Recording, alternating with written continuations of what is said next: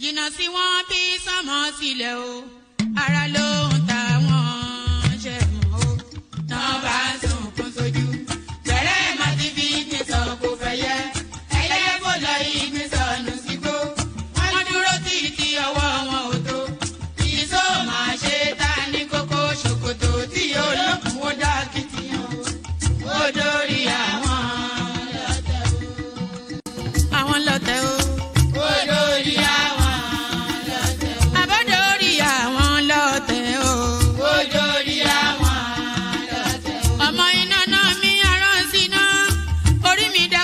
Ṣí mi lọ́nà o, mo tẹríba fàdàgbà o, àgbà ẹ foríjì ni, ojoojúmọ́ ni mo ń pọ́n wọn lé, mo ń ṣèyá sí àwọn àgbà o, mi ò fojú tí rìn wọn láyé, ọmọdé ẹ má fàgbà ṣe yẹ̀yẹ́, torí oníkọ́ tó yẹ ọ̀la ni, ọmọdé ń bọ̀ wá dàgbà o, màmá ń bọ̀ wá dàgbà o. Máa ń bọ̀ wá dàgbà o. Ọmọdé ń bọ̀ wá dàgbà. Ọmọdé ń bọ̀ wá dàgbà o. Ọmọdé ń bọ̀ wá dàgbà. Bọ́lájú kòkòrò bá pẹran nígbó tó bá fúnra ẹ̀ pín ló dára jù o. Kọ̀wé mi á jẹ́ dàgbà o. Èyí mo rí màrò ẹ̀fọ́ gbogbo náà ní ilé ayé. Sùúrù ní ṣẹ́gun ohun gbogbo. Ẹ má ṣèké mo ní ẹ má dalẹ̀. Forí orí kìlọ̀ ló jẹ́ ẹ̀yin forí wọ́rí yìí yóò sábà mọ́ àwa ò ní sábà mọ́ láyé o nílé ayé o àwa ò ní sábà mọ́ láyé àwa ò ní sábà mọ́ láyé àwa ò ní sábà mọ́ láyé dẹ́bìtọ̀ rẹ̀ àtàrà ilé o àwa ò ní sábà mọ́ láyé àwa ò ní sábà mọ́ láyé àwa ò ní sábà. Ṣòkòtò wọn múra wọn sáré kárù sọ́kọ̀ o àyàn ọmọ ògbóògùn wo wọn ò béèrè lọ́wọ́ orí orí lọ́mọ mẹ́wàá lọ ìyàwó ohun tí ẹ wá lọ sí Ṣòkòtò ohun rẹ lápò Ṣòkòtò mo sọ àkúnlẹ̀yàn ọmọ ẹ̀dá láyé kò lè yí padà mo ń tẹnu mọ́ o olórí làlá bàrò orí làlá bàrò olórí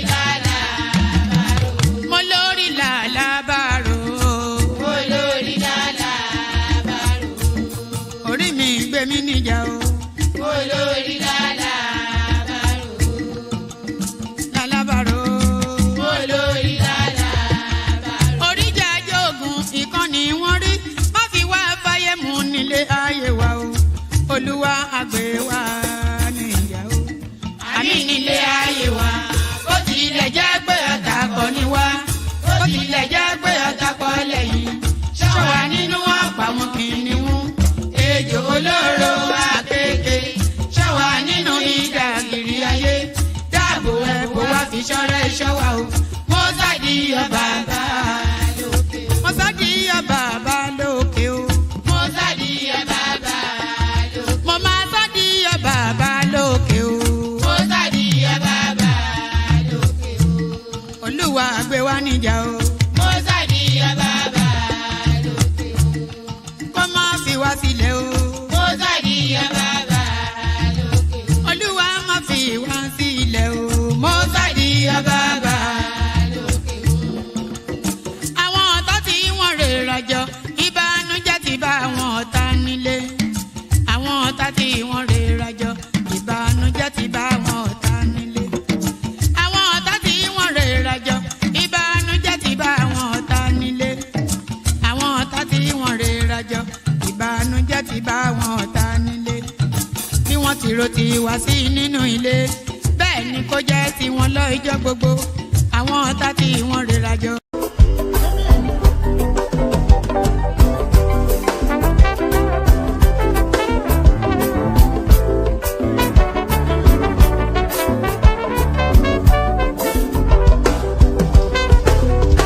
I don't suffer, no be small.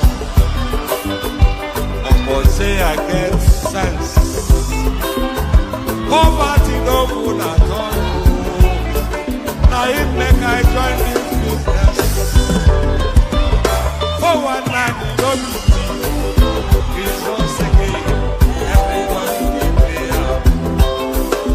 If anybody follow Mugu, my brother, I go chopper. National Airport, National Stadium, President, my sister, brother, we be Mugu, I be the master. Oh, man, I go chop your dollar, I go take your money. For one time in love, we move. I be the master. The refinery, Amigata. The contract, now you wife. But you won't pay me some more money. Make I bring up. We move. I be the master. Samu kudin ka kawai ka kashe.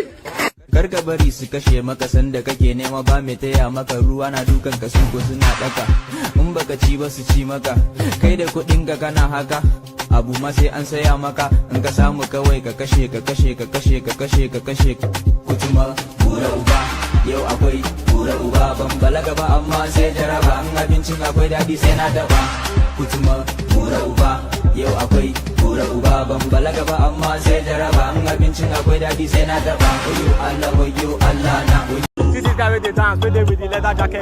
No be yori but I dey bust your bracket. What's up by the beat? This time when you got the shake. You dey feel like man, you know say me, I know the rig. See the guy got the dance. You dey feel the way me say I come here to the yarn. Show them say you sabi, show them say you say you man. Hey, no be lie, see the boy with the man. Hey, I see my guy normally I come to drop bars, something wey be top notch. I don't dey shake the guy, he said on a shop vlog. Everybody they feel I'm the way and they drop some. The guy don't dey smile, feel like say your head is on bug. He said he dey feel the way I just dey go, the flow is dope. He said he don't dey feel I'm on the low. I savage on the beat, you know say me say when I bad. Who be this your fight baby like this ready for your band? Fine girl, what's up? If I come now, make we talk now. I know say you self you dey with man, but make it no come be like say me self go for your hand. Make we interact one on one. You dey get am now, but this your girl she fine. Be like say you pack it down, but everybody don't dey feel am. They know say you bad. Everybody don't dey see them. Know say yes you know. Collect the fight, my guy. You self God you know you choke. Collect the fight, make it no come dey leave me hanging. It's not like they come, you know that yeah the thing is banging. I like the guy because he be loving how I'm sounding. Everybody they see him, they know say the thing they boss. This the way everybody they carry babe come. What's up? Tí ò bá sí àwa èmi tí ń dúró wájú yìí tí ń lérí ogun tí ní òkè Buhari nìṣó ká máa bá lọ.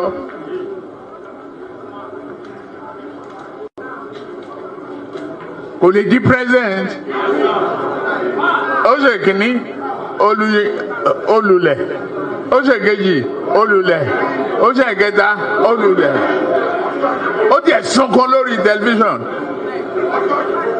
Pé láyé òun ò tún rán mọ́ mo dẹ̀ lọ bá ń Kaduna wà rán ọ̀rọ̀ ẹ̀kún kọ́ lélẹ̀ àdúró tiẹ̀ wà á dẹ̀ wọlé nǹkan kan ní pé o ò ní fọ̀rọ̀ orílẹ̀-èdè Yorùbá ṣeré ó dẹ̀ gbà àtijọ́ tó yẹ ti débẹ̀ mi ò gba mínísítà mi ò gba contract. Mi tọrọ ọbẹ̀, mi tọrọ gàrí, mi tọrọ fúra lọ́wọ́ ẹ̀, mi dẹ̀ ìyàwó ń bẹ̀. Ó wá ní lọ́tẹ̀ yìí o, Yorùbá ló kàn.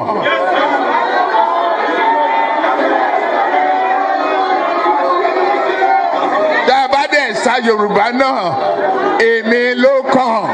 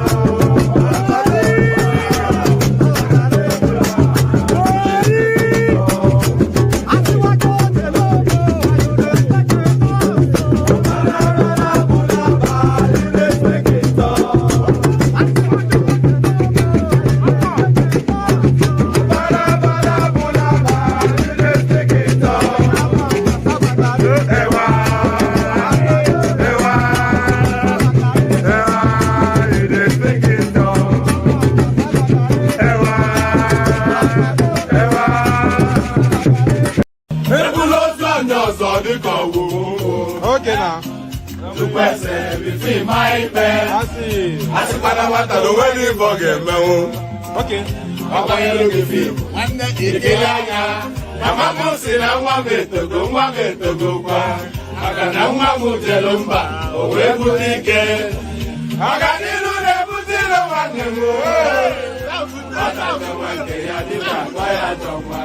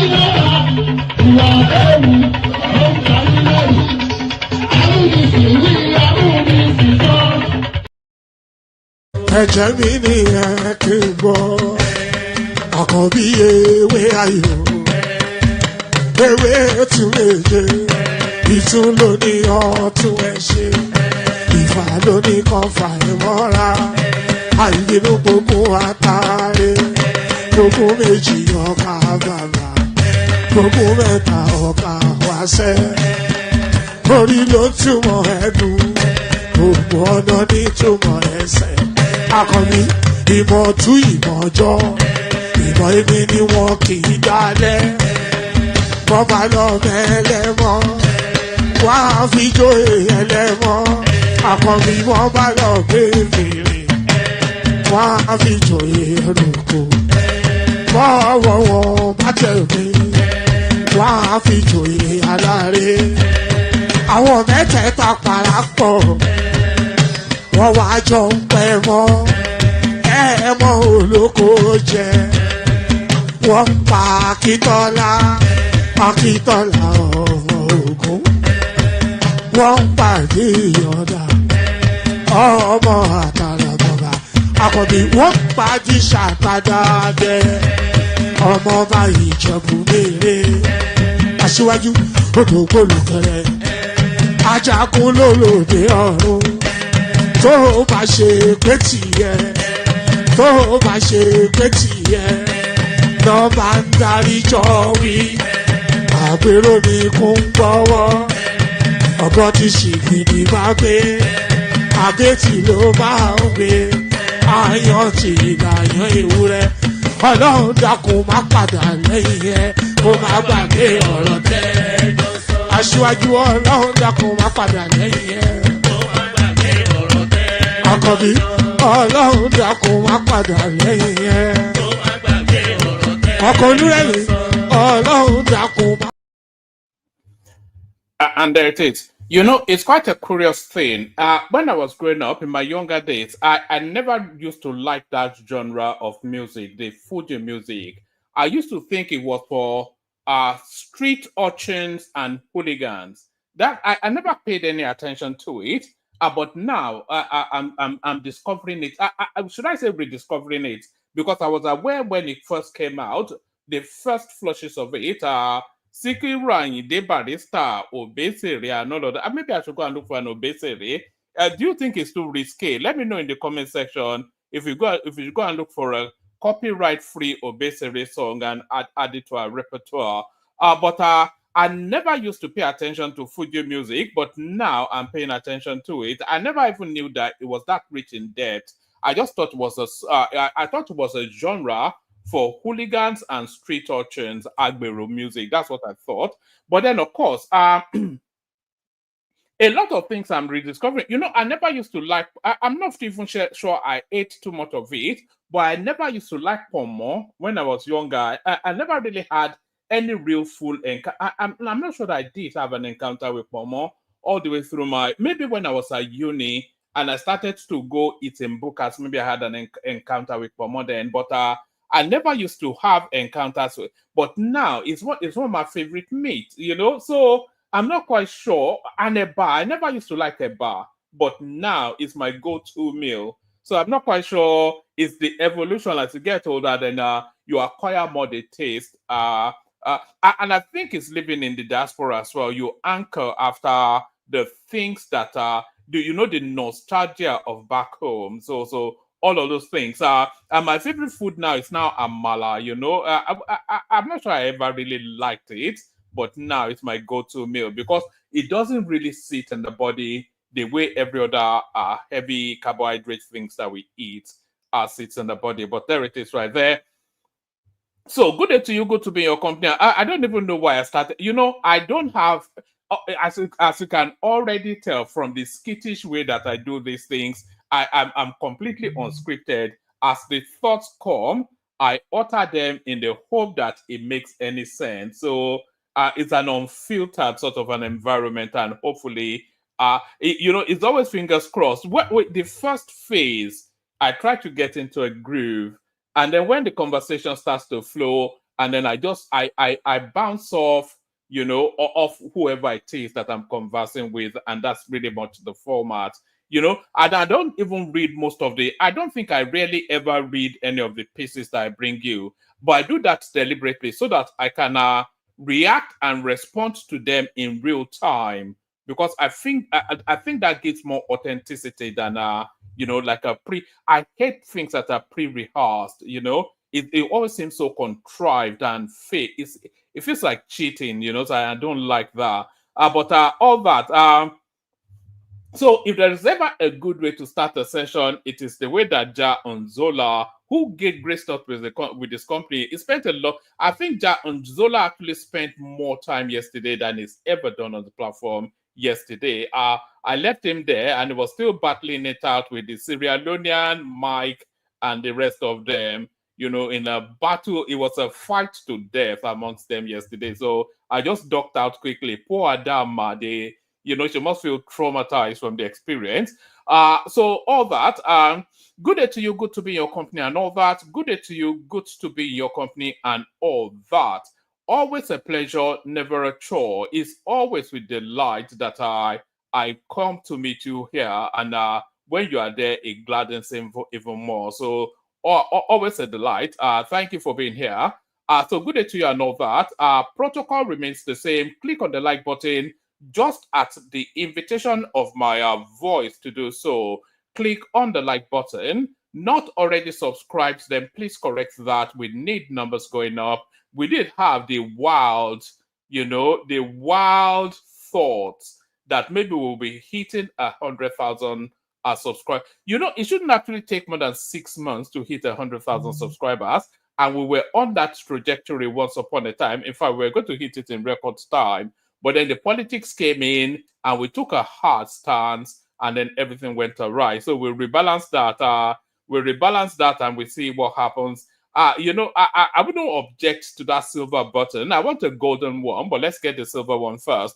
And it's all wrapped around the likes, the subscriptions, the engagement with the platforms. Those are the propulsions that propel, as you all know anyway, you're all on social media in some form.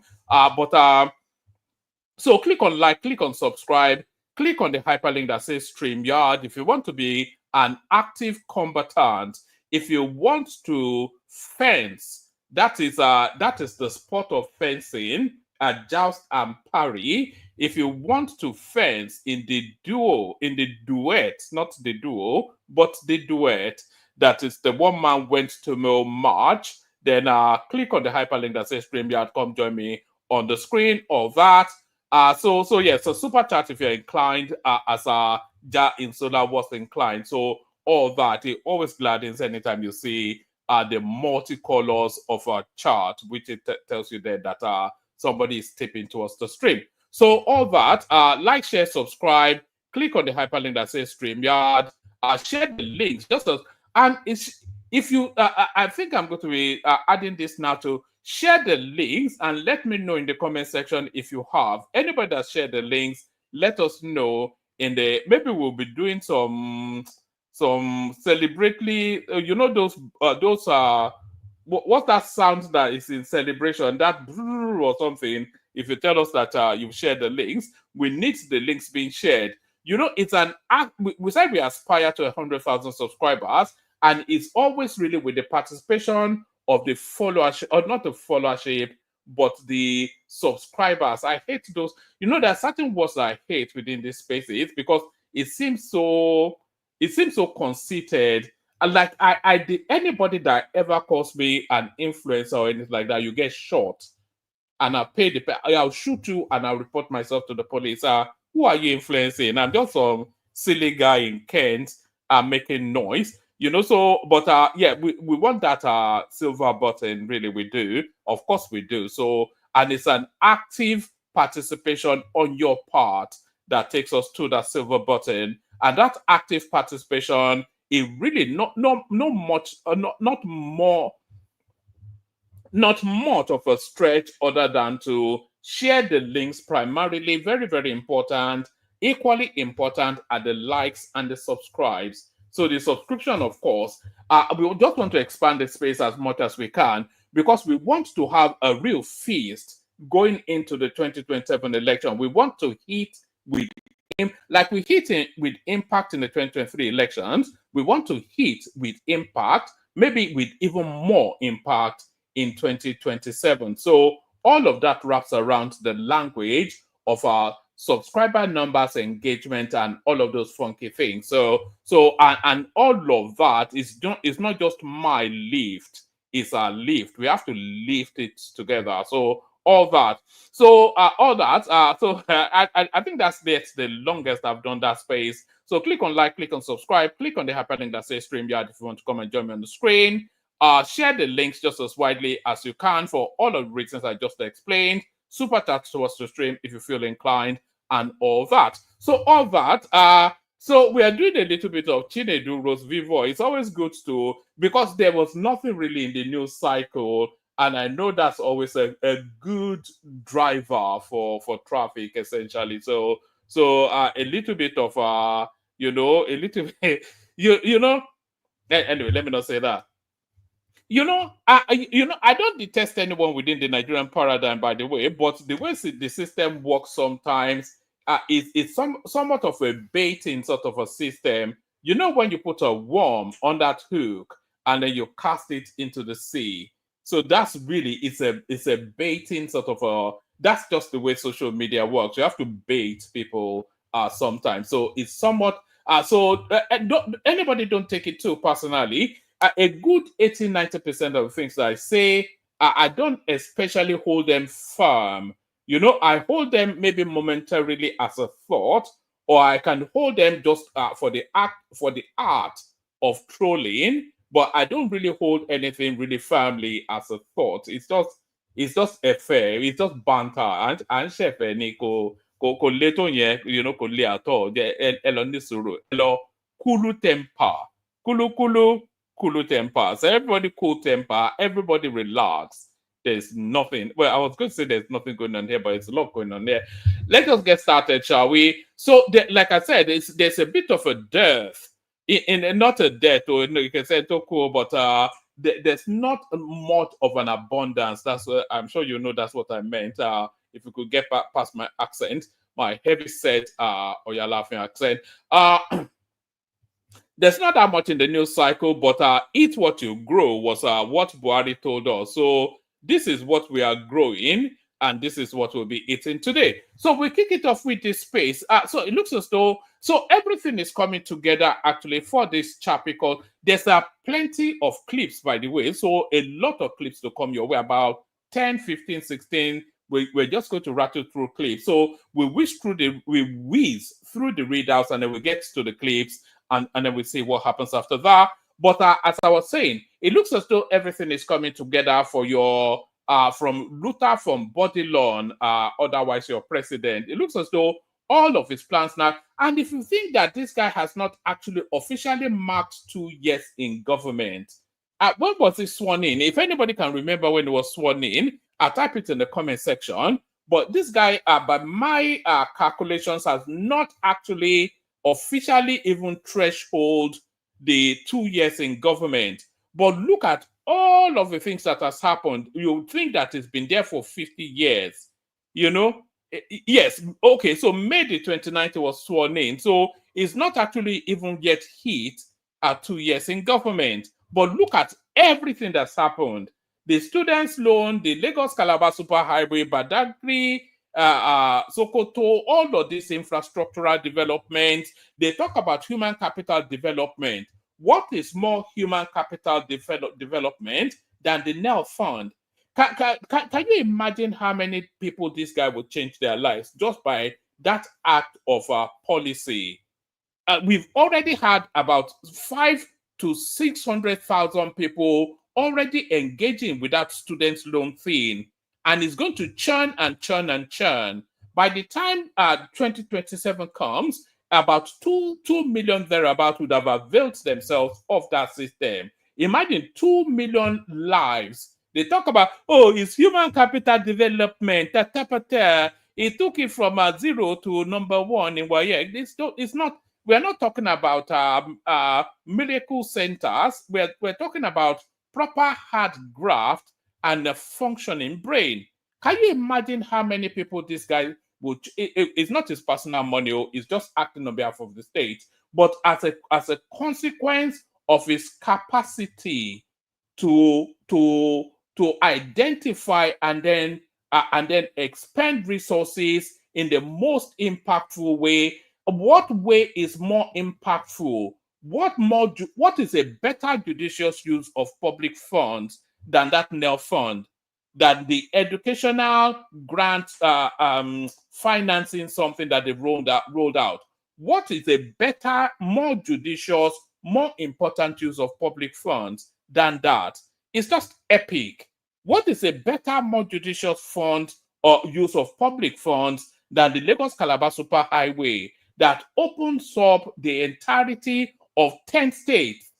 It opens the economic activities of that space, and it completely transforms the life of everybody in that stretch of road. What is a more judicious use of public? All within 2 years. So what has he done? What has he done? If you want a list, you'll be bored. You'll be intimidated as well. Actually, I was even not going to go to the clips immediately, but let me go to this clip. It was actually this clip that made me pause for a moment. You know, I've always insisted that this guy is on the right traction anyway, but it was actually this clip that made me pause for a moment and reflect even further on where we were coming from, the journey so far, and where we are now. Watch this. Hi guys, so this person is saying, as it stands today, Peter Obi remains the best, more than the incompetent person in Aso-Rock. Okay, thank you for that comment. But it's important for us to note this. When you say incompetent, then what do you mean by incompetent? I will tell you as an ex-obedient, and this thing I'm about to share with you, it's not that we don't know these things before we, decided to emotionally follow former governor of Anambra State, Peter Obi, in the last election. We knew it was a failure, total failure in Anambra State, but we all decided to follow him because, we were also captured in his narrative of, asking Christians, because I'm also a Christian, asking Christians to save, to save their nation, to take the opportunity to take back their country, and, giving all those rhetorics. We're also, moved by, what he preaches to be unfair to Christians, the Muslim ticket by the APC there. So we're moved emotionally, which was one of my greatest mistake ever. But this fact I'm about to share with you is a fact that I've known over the years, but yeah, I'm just revealing to you. Number one, Peter Obi, one of the arguments that his followers would, yeah, I'm still here. So one of the arguments that most of his followers will, postulate is that he was recognized as the best performing governor when it comes to immunization by Bill Gates. However, they forget to tell us that doctors were on 13-month strike when he was governor in Anambra State. And up until now, when we are having the current, South Korean doctors going on strike, the strike in Anambra State by doctors is the longest strike ever in the world. In the whole wide world by doctors. The longest strike actions ever in the world by doctors. Does that not negate, the so-called achievement on immunization when people were supposed to take care of our children, our young women, as well as, our older people, and strike for 13 months, 396 days? That's a part. It's also important for us to recall that for 7 years he was unable to conduct state local government elections for 7 years. Does that not speak to autocracy when you are trying to be a hard-nosed personality? We don't want such personality being in helm of affairs leading this country. We all know that, but we don't want to say it then. Also, it's important for us to remember and recall that whilst he was governor, we have other very, very performing governors at that time. We had a Fashola of Lagos State, amongst others. So he was not going to be rated first to third amongst best governors who were doing just great at that period in time. So yes, some of us were just moved by emotion. The fact that this man cries a lot. The only thing I was unable to see then was that I never realized that he cried while he was impeached as governor. So over the years he has been crying. So I shouldn't have been moved by his tears and things that he claimed he would do that he has never done. So when it comes to track record, look at the present administration. At least students, are not going on strike in 2 years. Nothing like strike action by doctors, rather. Nothing like strike action by students. Nothing like strike action by lecturers. So these are a good indication of competence, you understand, in our society. It's also important for us to understand that student loan is thriving. We are having over 200,000 students that have benefited from student loan. If that continues for the next 8 years, we have, let's see, at least 1 out of every 2 family you see are out there would have been beneficiary of this student loan. That brings education even to the less privileged. So these, among others, are the reasons why I have a great day. These, amongst others, are reasons why I consider that when we speak of competence and incompetence, we speak competence to President Bola Ahmed Tinubu. However, incompetence is just the word needed to qualify the man whom you consider to be the best option for this nation. That is Peter Obi. Very, very incompetent. But thank you again for that comment. It's just important for us to try to remind ourselves of all of these things that happen, which most of us are oblivious of, or maybe we just decide to not speak about it. Thank you very much for that again. So there it is right there. The wool is finally being pulled from the eyes of these people, and they are seeing the wood from the tree. So they're seeing the wood from the tree. if you follow this platform for more than a moment, it's always been said that the only thing that guarantees Tinubu a second term will be the achievement of his administration. And those achievements now, the way they are, in Yoruba, we say "Àrùn ojú ni kò ń ṣàrùn imú." That's what we say in Yoruba land.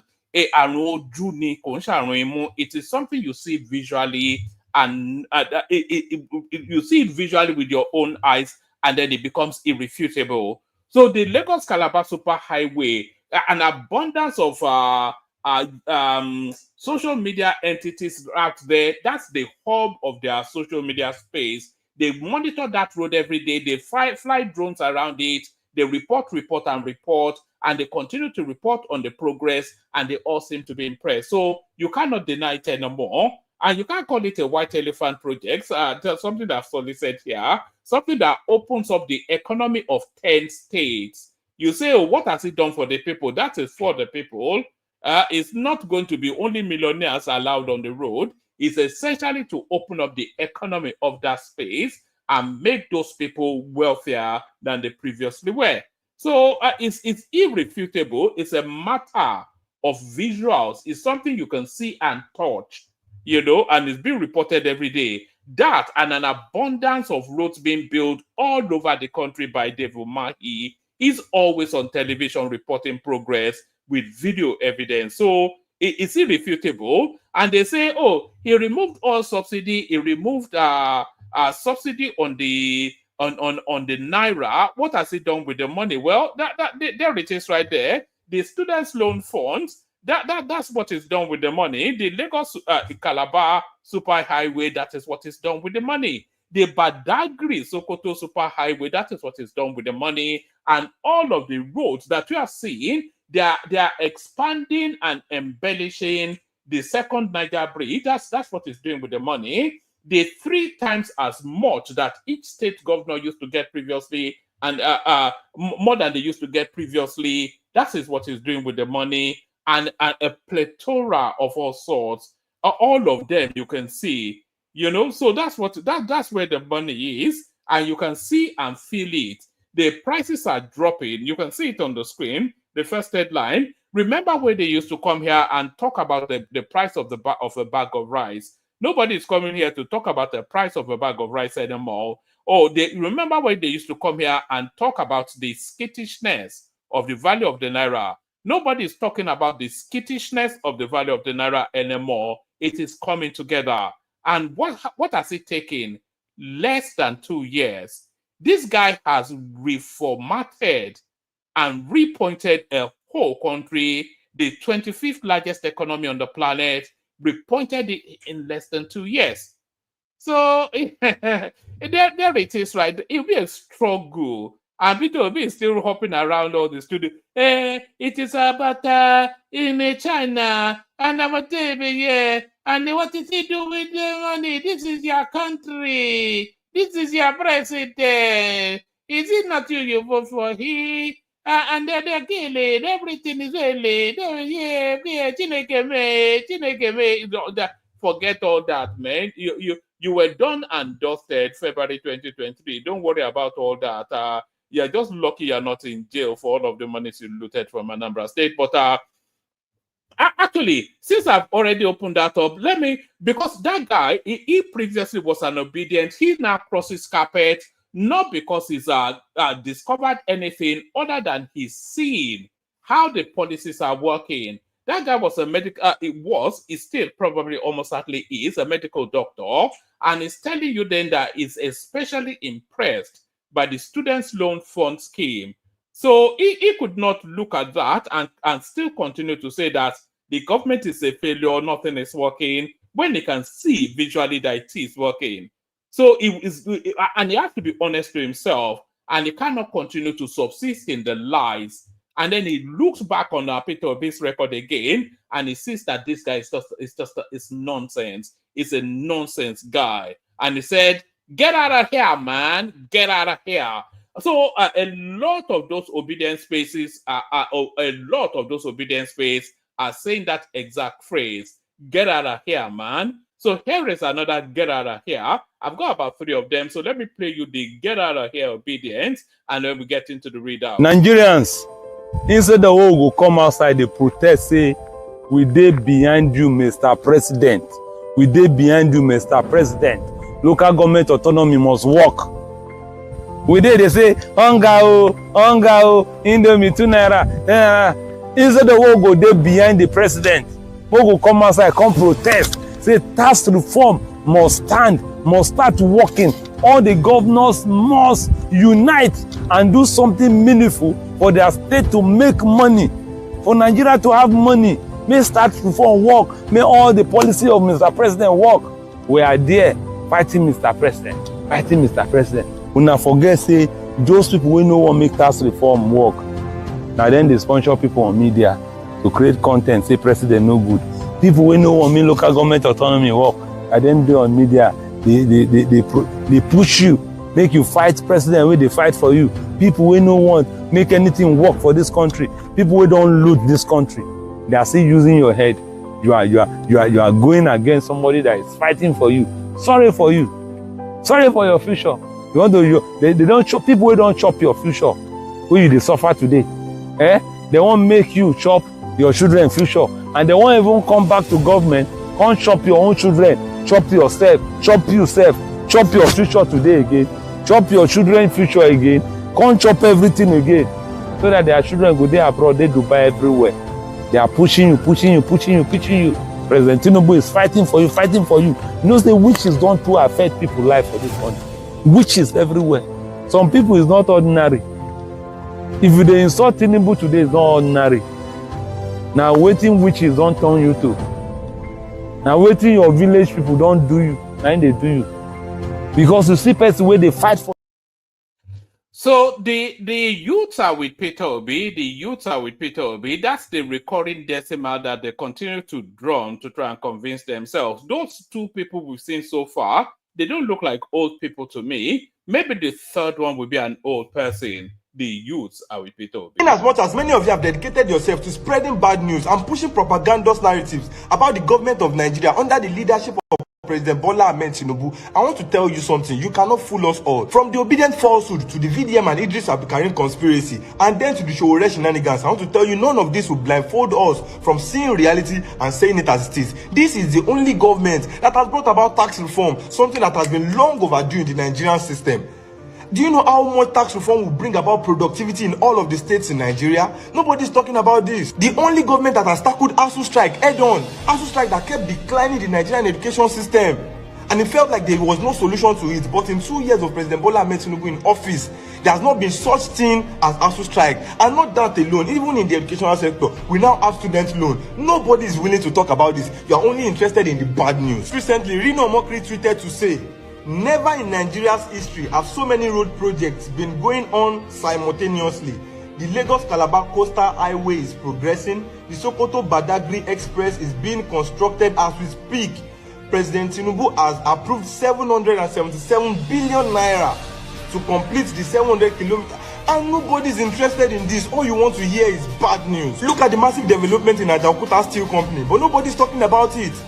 Look at Dangote refinery, it's not just there, but it's functioning. Look at the Port Harcourt refinery as well. Nobody wants to talk about this. Nobody's talking about the improvement in the health sector. How President Bola Ahmed Tinubu has assisted those dealing with kidney ailments. They have to pay up to 50,000 naira per day before. Now it has been dropped to about 11,000 naira just to make it more affordable. By this same President Bola Ahmed Tinubu, nobody's talking about that.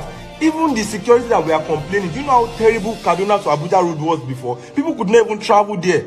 But the story is different right now. Not to even talk of local government autonomy. Just to even mention a few. Because if I say make I mention the go, I don't have enough space on my phone. But why is it that we are more interested in the shortcomings and we are so quick to put it on social media and to tell everybody how terrible Nigeria is? I'm not saying Nigeria is there yet. Of course, there's economic hardship in the land, affecting even me myself. But with President Bola Ahmed Tinubu, we can say for sure we've taken a couple of right steps in the right direction. And the song right now should be Sheyi, tell your papa, in the try. There it is right there. The wind has blown and we have seen the you know the rest of that. The wind has blown and we are so So I didn't even mean to start like that, but let's start formally now. Still along the good news space. Again, NNPC reduces petrol prices, now cheaper than Dangote rates. So this is before and after. This is compare and contrast Ojulari and the Aboki that just left there. So there was never any instance that NNPC was not more expensive than Dangote under Mele Kyari, but Mele Kyari was just there to loot money. There was a dedicated Fulani account in NNPC that he was just packing money into, but now they got rid of him. Now this is what the expectation always was. NNPC, which is essentially it's not a charitable organization and it's not an NGO, but it's certainly not a profit first led. It's been incorporated and incorporated as a commercial entity now, but it shouldn't. NNPC, which is a government-owned facility, should never be more expensive than a privateer-owned facility, and that has always been what the expectation is. And now that expectation comes to reality. Again, NNPC reduces petrol prices, now cheaper than Dangote's rate. So NNPC must always be cheaper than Dangote.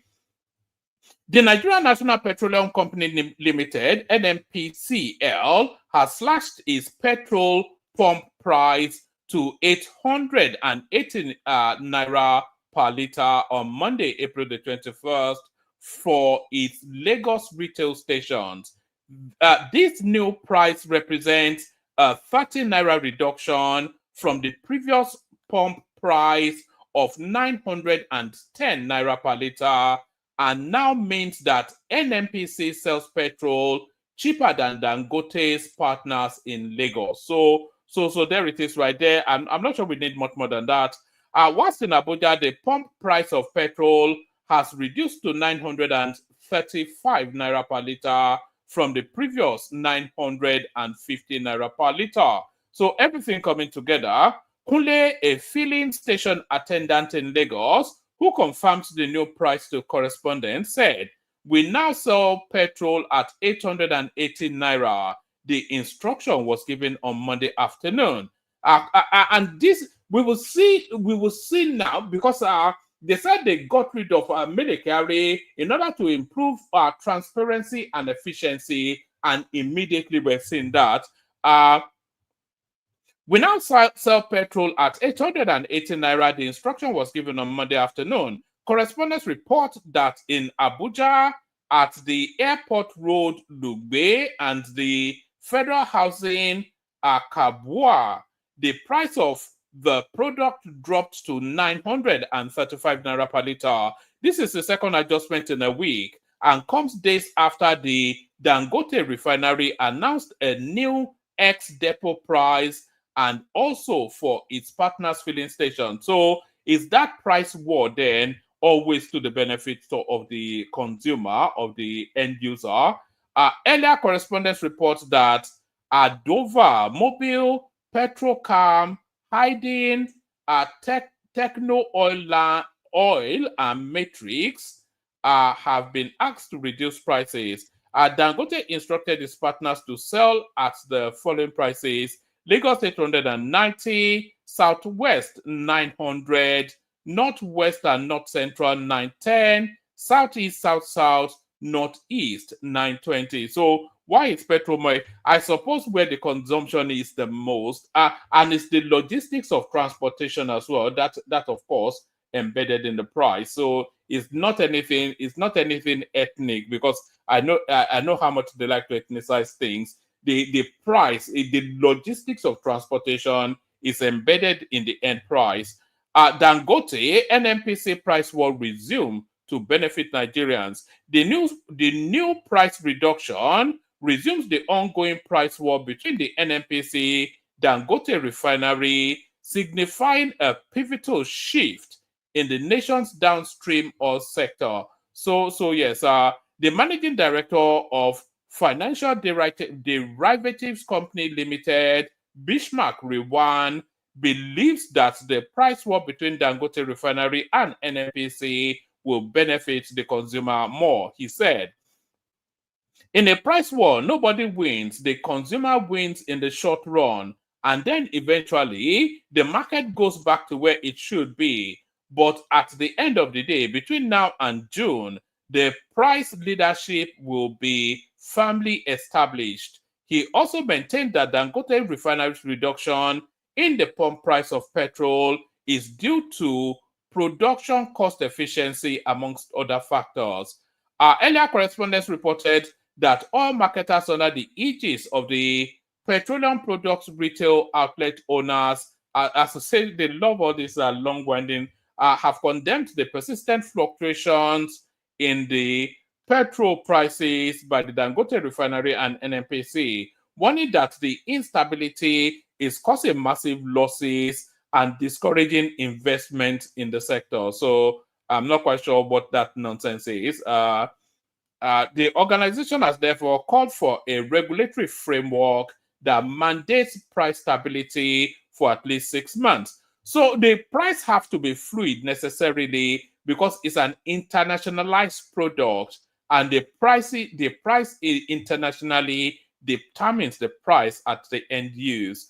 Speaking of the changes, the organization's public secretary Joseph whatever in a statement said that the changes have created uncertainty amongst investors who are wary of unpredictable market conditions. So I'm not quite sure. They're asking for price fixing. I think they should be locked up for that, actually. That's illegal. So from that to this, Quara that is Kuara. That's Kaura for people not watching but listening. Quara for President 2027.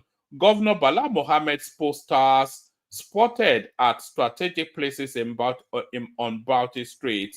So that's Bala Mohammed. Then the worst kept secret is presidential ambition. But he told us of. Remember when we were telling what's his name yesterday that Bala Mohammed considered Nigeria to be that Nigeria belonged to all Fulanis. We were explaining all of this to him, and he couldn't quite get it, Mike. So let me play it. I found a clip of him saying that. So listen to this. In the tradition of the Fulani man that attracts the pressure from all over the If I understand it, does that mean that those Fulani men who are maybe domiciled in other countries who move around, they can come into the country and this plan will accommodate them as well? Yes, that's what we want to do. Why should federal government use resources for this country to accommodate Fulani men who are not Nigerians? You see, as I said, we are already accommodating them. Do you delineate and then really know who is not a Fulani man from Nigeria? They are all Nigerians because I said their identity, their own citizenship is Nigerian, even though we have relations all over the world, all over Africa. And so, presumably they are Nigerians. I think you get me. That is the misunderstanding. They move from one place to the other, and they have relations, kith and kins in all the parts of the country, and even outside the country. So that is why our own population is fluid. We can certainly not say this is the population of Nigeria. Of course, we will try more to cultivate that culture in our people, while at the same time bringing the Fulanis in one fold and try to arrest their traditional practice of moving from one place to the other. And that is very big, an uphill task. But I think we can communicate with them more, because to them they don't have borders from Cameroon to Nigeria. But that's the thing, Excellency. How? All right, it goes on a bit more, but I brought that in for Mike. Actually, we were trying to explain to him yesterday that this guy considers every Fulani man alive a Nigerian, and he was struggling to believe it or to understand it. So I brought that in for Mike. So anytime it turns up, we go to that. But that's Bala Mohammed. Then his poster all over Bauchi State, signaling his intentions to run for 2027. So we've had the kickoff pistol now being fired by the official. INEC has not actually declared yet officially that the elections are afoot, and it's illegal. Actually, it's a flouting of the rules to be campaigning whilst INEC has not yet declared that the elections have started, that campaigns can start. But nevertheless, you get all of these posters all over the place. It's like flying a kite to see what the reactions will be. So this is kite flying, but he's flying it in his own home state. So when INEC goes to him, he'll say, no, it's overzealous supporters, nothing to do with me. That's the excuse they all go to. But Bala Mohammed now signaling his intentions for 2027. So we see how that plays out now. So intentions of Sheyi Makinde is already signaled towards 2027. Bala Mohammed signals now. Atiku Abubakar still campaigning. So we'll see how they duke it out. Remember, Atiku tells us that he will always get the PDP ticket. He may well find that a struggle this time around. But that's the mix so far now. So we have 3 runners and riders now for the PDP ticket. So 3 runners and riders for the PDP ticket. Cardoso discusses Nigeria's monetary future ahead of 2025 IMF World Bank Group spring meeting. So these are necessarily those off events, sort of off. That's OFF. So these are necessarily those off events, sort of events, so that they prep their position then towards the big meet. That's MEET meet. The governor of the Central Bank of Nigeria, Olayemi Cardoso, participated in a significant dialogue with distinguished economist Dr. James Robinson during a recent policy forum examining Nigeria's monetary strategies and international financial engagement. The event featured Dr. Robinson, the Reverend Richard L. Pearson, professor at the University of Chicago, and director of the Pearson Institute for the Study and Resolution of Global Conflicts. According to a statement shared via the CBN's official X account on Saturday, their conversation explored the trajectory of economic reforms in Nigeria, bringing together leading policymakers and financial specialists. During the session, Governor Cardoso emphasized the central bank's commitment to implementing rigorous and transparent monetary policies. We inherited a crisis of confidence, but we chose a different path. We are not turning back, Cardoso said, drawing nods. So that is nods of agreement and acceptance, drawing nods from participants, including global finance leaders and members of the Nigerian diaspora. The discussion began with the introductory remarks from Tal Cohen, president of NASDAQ. The event brought together various Nigerian professionals alongside international economic figures. Proceedings were moderated by Dr. Nkuri Balonwu, advisor on stakeholder engagement at the CBN, while Temi Popola, Group Chief Executive Officer of the Nigerian Exchange Group, facilitated audience questions. Concluding remarks on the bank's strategic direction were delivered by Dr. Olubukola Akiniyi Akinwumi, Director of Banking Supervision Department at the CBN. The gathering was further enriched by the participation of several members of the CBN board and monetary policy committees, including Mr. Robert Agbade, Professor Marvin Ayogu, and Dr. Oloysis Odu.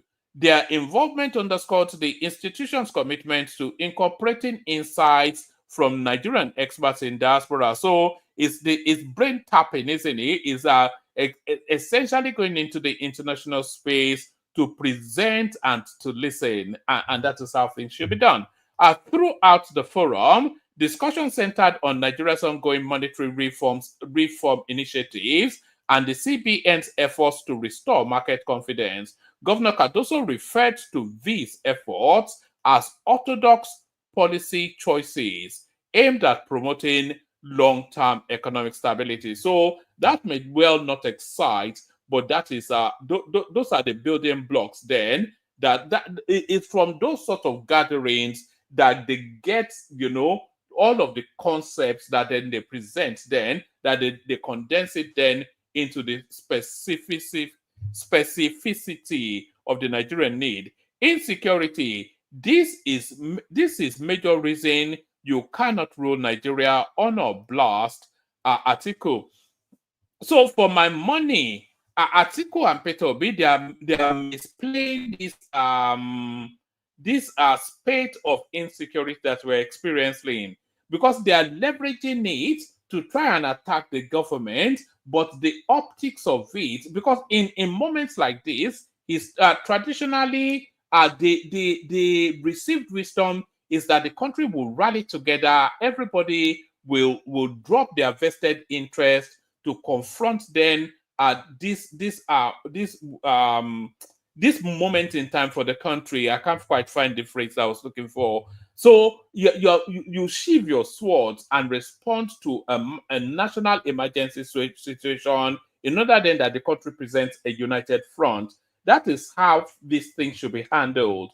But Atiku Abubakar and Peter Obi, they are trying to leverage this massacre. No other word describes other than this massacre that we're seeing going on at the moment. They are trying to leverage it for political gains, and this and the optics of it gives the feel and texture of dancing on the graves of these people being slaughtered and feeding on their carcasses. It's a bad optic. But then Atiku is known for bad choices anyway. When it comes to a moment of decision, he always makes the wrong decision. We saw that with how he played the G5 in 2023. Insecurity, this is major reason you can never rule Nigeria on a blast. Atiku.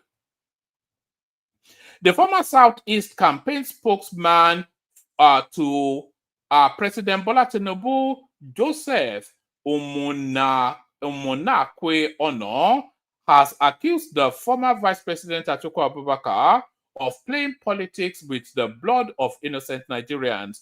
Correspondent reports that Ono made the allegation whilst reacting to Atiku's position on the recent killing in Benue State. Atiku had accused Tinubu's administration of displaying a disturbing indifference to the rising wave of insecurity across the country and berated the president for his continuing stay in Europe amidst national trauma. In response, Ono, in a statement on Monday, April 21st, said it was pathetic for Atiku to play cheap politics whilst promoting his serial political career failure using the memory of the blood of innocent Nigerian victims of terrorism. The All Progressive Congress APC chieftain stated that the difference between Atiku's expression of empathy and that of Tinubu lies in the former president's arrogance, selfishness, and ego, which have blinded his vision of purpose. Ono further stated that Atiku, a member of the opposition, was bound to serve his nation in every way and manner that will foster unity, but has failed in every way to contribute to the solutions and suggest means of tackling the country's security challenges. Ono reminded Atiku that in 2018, the group president and chief executive of the Dangote Group, Aliko Dangote, made a donation of 150 fully kitted operational vehicles to the Nigerian police force in an attempt to deepen national intervention in security. He stressed that Dangote Cement PLC donated 25 operational cars fully equipped with security features to the Ogun State Security Trust Fund as part of its strategic corporate social responsibility towards maintaining security of lives and property, and challenged Atiku to mention one security support he has ever provided to support his adopted home state, Adamawa. So why is that? That remark, that acerbic remark right there? It goes back to the Do you remember when the tussle for 2019, when the play of the Buhari team was to suggest then that Atiku was not even a Nigerian, that as at the time of his birth, the part of Adamawa that he comes from, that Atiku comes from, will actually belongs to Cameroon. So to all intents and purposes, Atiku is a Cameroonian. But then, of course, Buhari is not one to talk. He's from Niger Republic. He's not a Nigerian. Neither was Abacha. Very few of these people are actually Nigerians. A lot of the northerners that rule that country. He said, "It is said that charity begins at home. As our nation faces various security challenges like many other nations in the world, Adamawa State Executive Council approved the procurement of 25 brand new pickup trucks from Innocent Vehicle Manufacturing Limited for security agencies in the state, whilst their illustrious son, by referendum, who is now shouting to high heavens over the security challenges and criticizing the president, did nothing to support his adopted home state. Neither did companies or schools affiliated to Atiku. This shows the level of hypothetical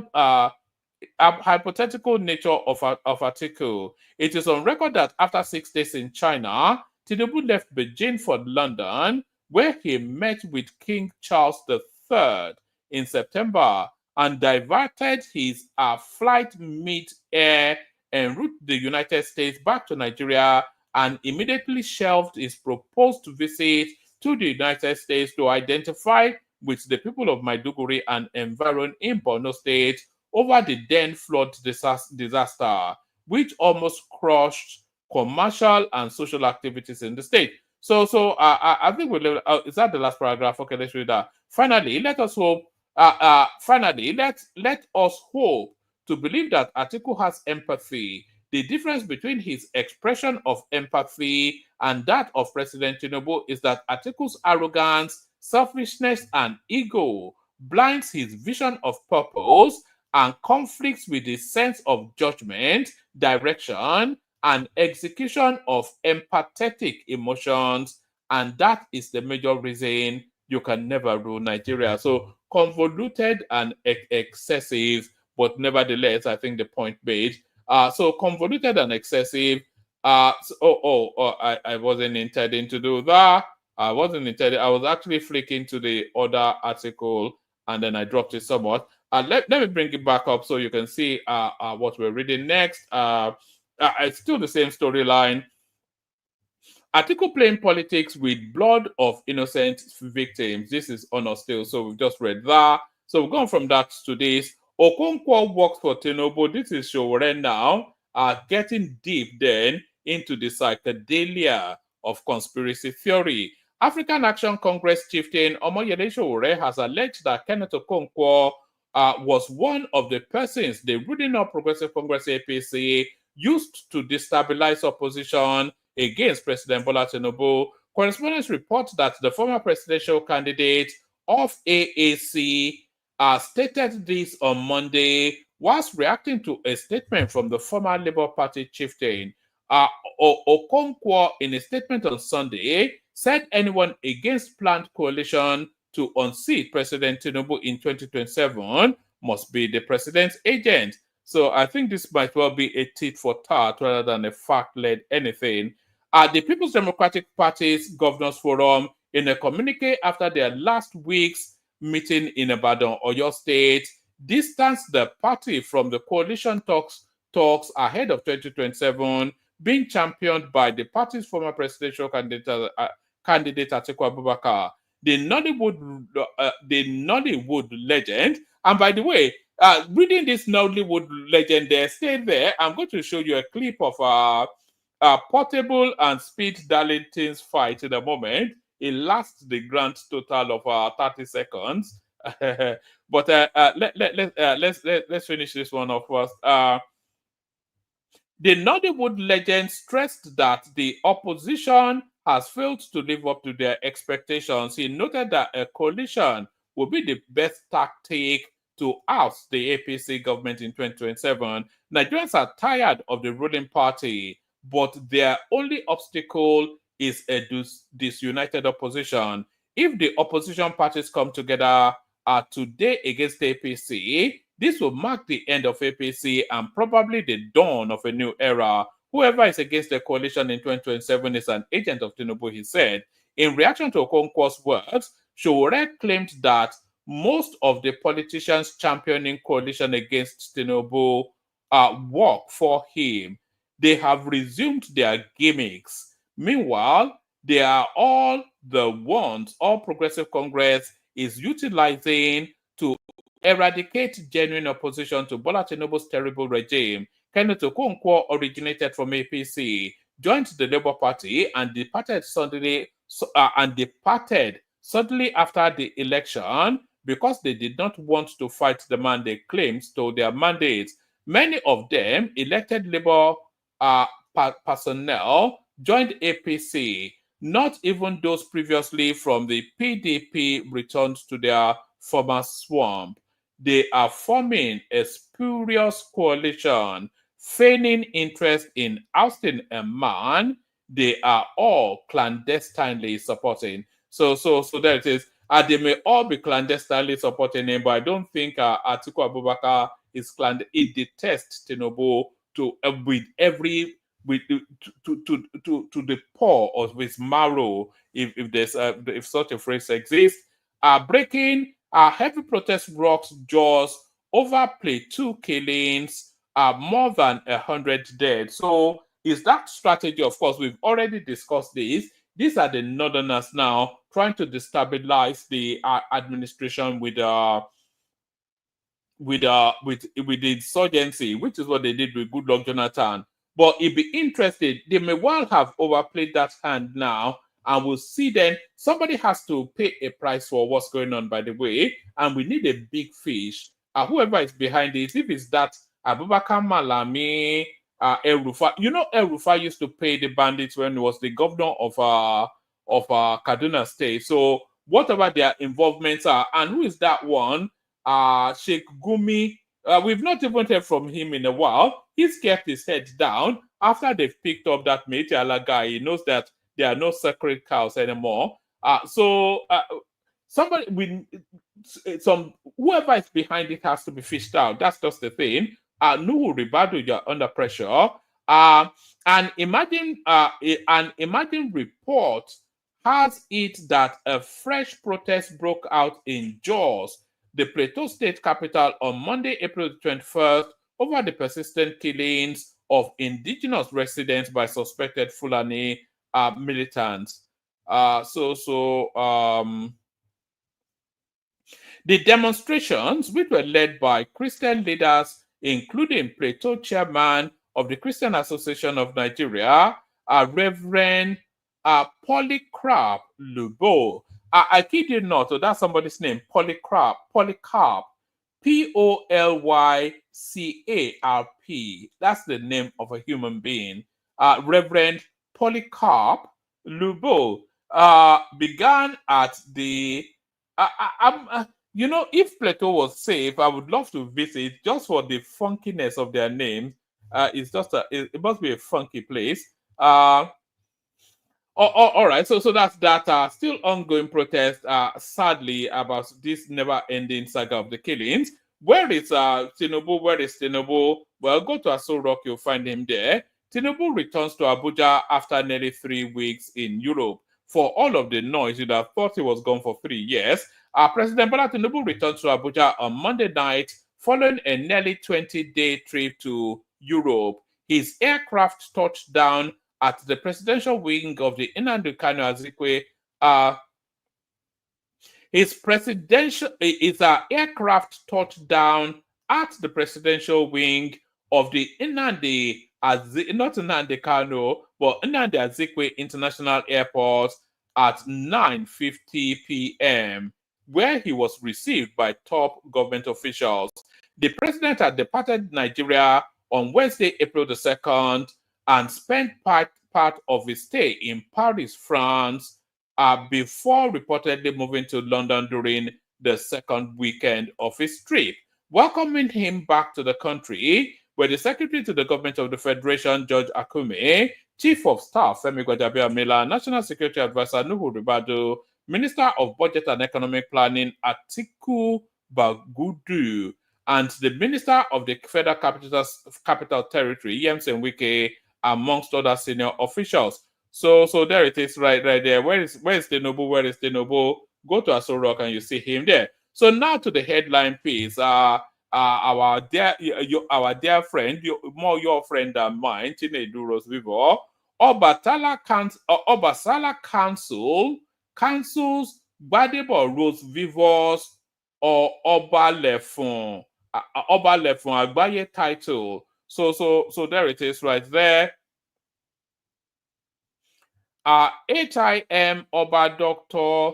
Oyebanji Gbageshin Adedokun Aláṣẹ Òòṣà Àgbáyé Ìjọ Olórìṣà Parapọ̀ Àgbáyé Ìjọ Olórìṣà Parapọ̀ Àgbáyé.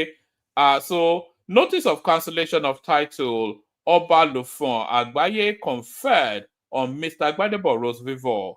The above subject matter refers by the authority of the Obatala Agbaye in Council, I hereby write to notify you on the height of desecration. Okay, let's by the authority of the Obatala Agbaye in Council, I hereby write to notify you on the height of desecration and the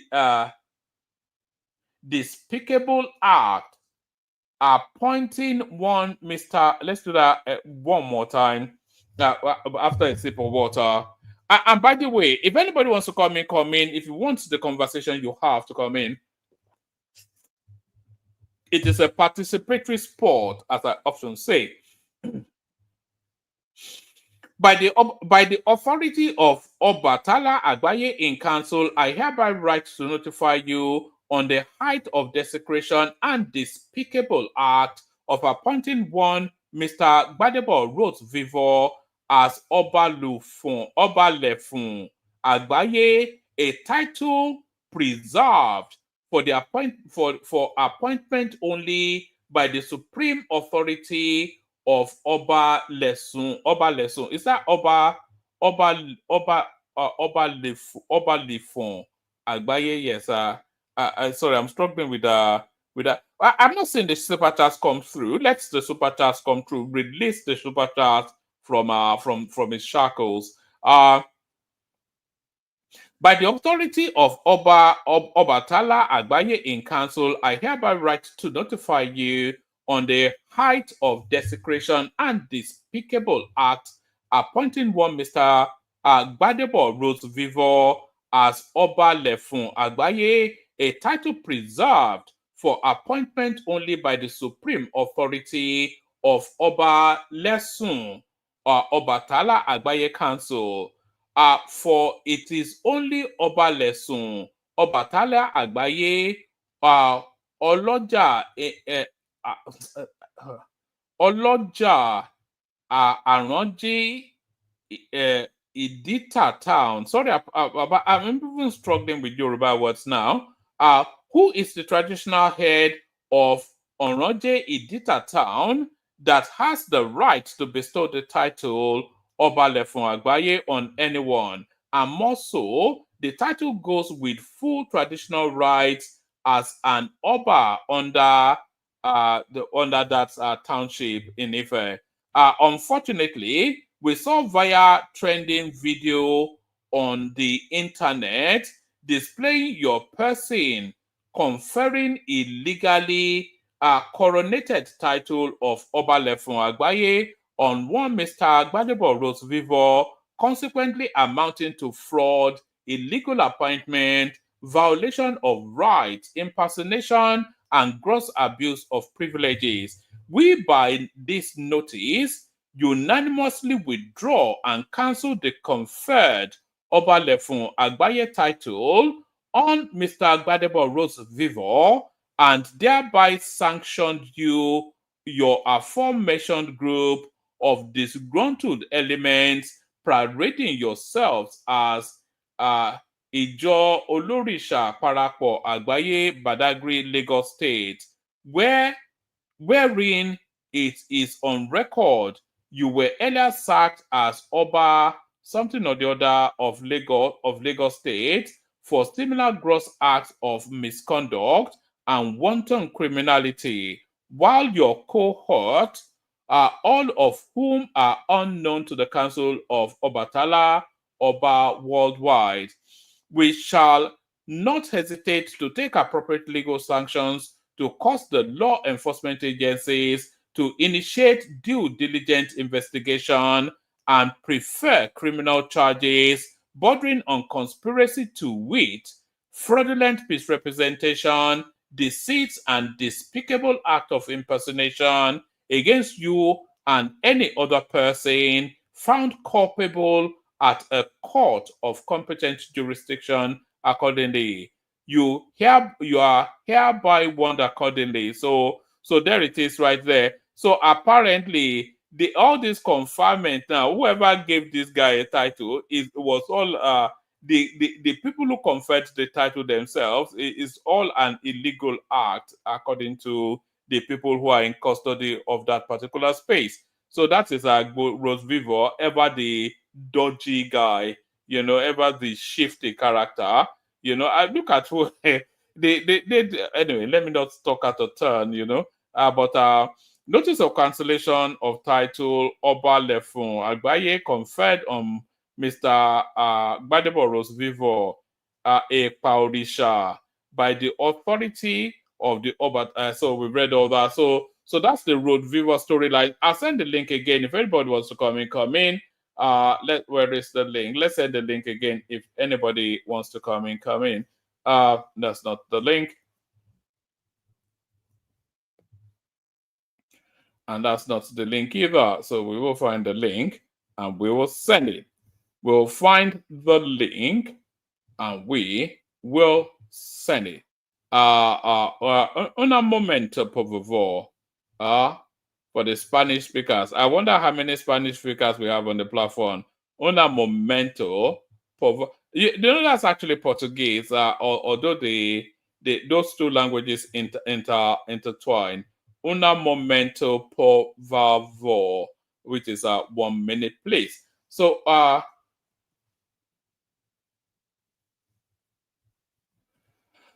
un momento, por favor. Let's go on from that. Hold on. All right. All right. Let's go on from. Let's go to the clips. Did I send the link? I just copied it now. Yeah, let me send the link. All right. Let's go to the clips that we do have, and then we'll see what happens after that. So we've done all the obedience, turning back thing. Let's do this. Still on GBADEBO Rhodes Vivour or CHINEDU Rhodes Vivour, however you choose to see him.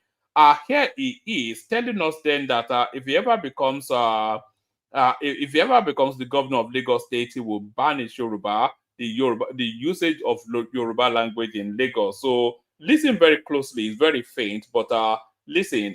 This guy actually promises to banish this an Ambrarian guy that wants to be the governor of Lagos State. He wants to ban Yoruba in Lagos. Can you imagine that? Perspective. So I'm just gonna give it out to you straight.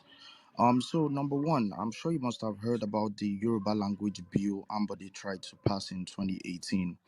Are you still going to make Yoruba language the lingua franca of Lagos? That's number one. I will not be in favor of making Yoruba the lingua franca of Lagos. Right? I will not do that.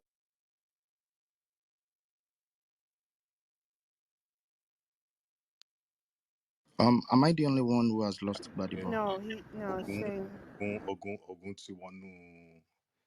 I guess the Orishas of Lagos took it personal. That I will not be. I feel that Lagos has a lot more problems than making Yoruba the lingua franca of the state. And I say this because Lagos State has, yes, it shares a filial relationship with Yoruba land. It does. We have a culture of All right. So that's Chinedu GBADEBO Rhodes Vivour right there telling us then that he's going to banish Yoruba language if he ever becomes governor. Can you imagine that? All right. Filial relationship, filial piety.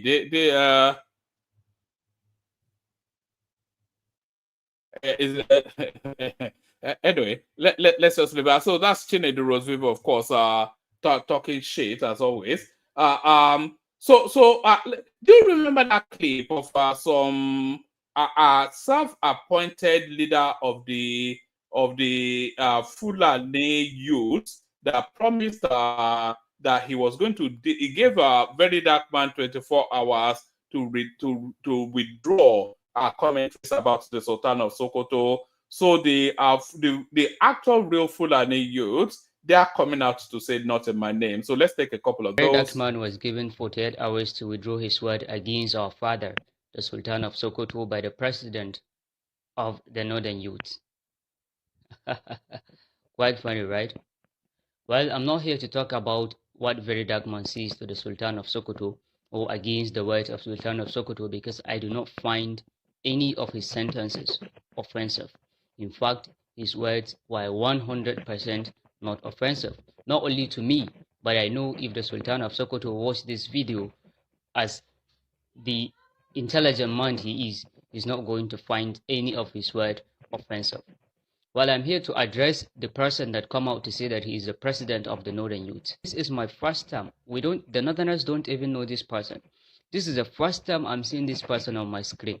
And it perhaps maybe because Very Dark Man has replied to him, so the guy starts becoming famous.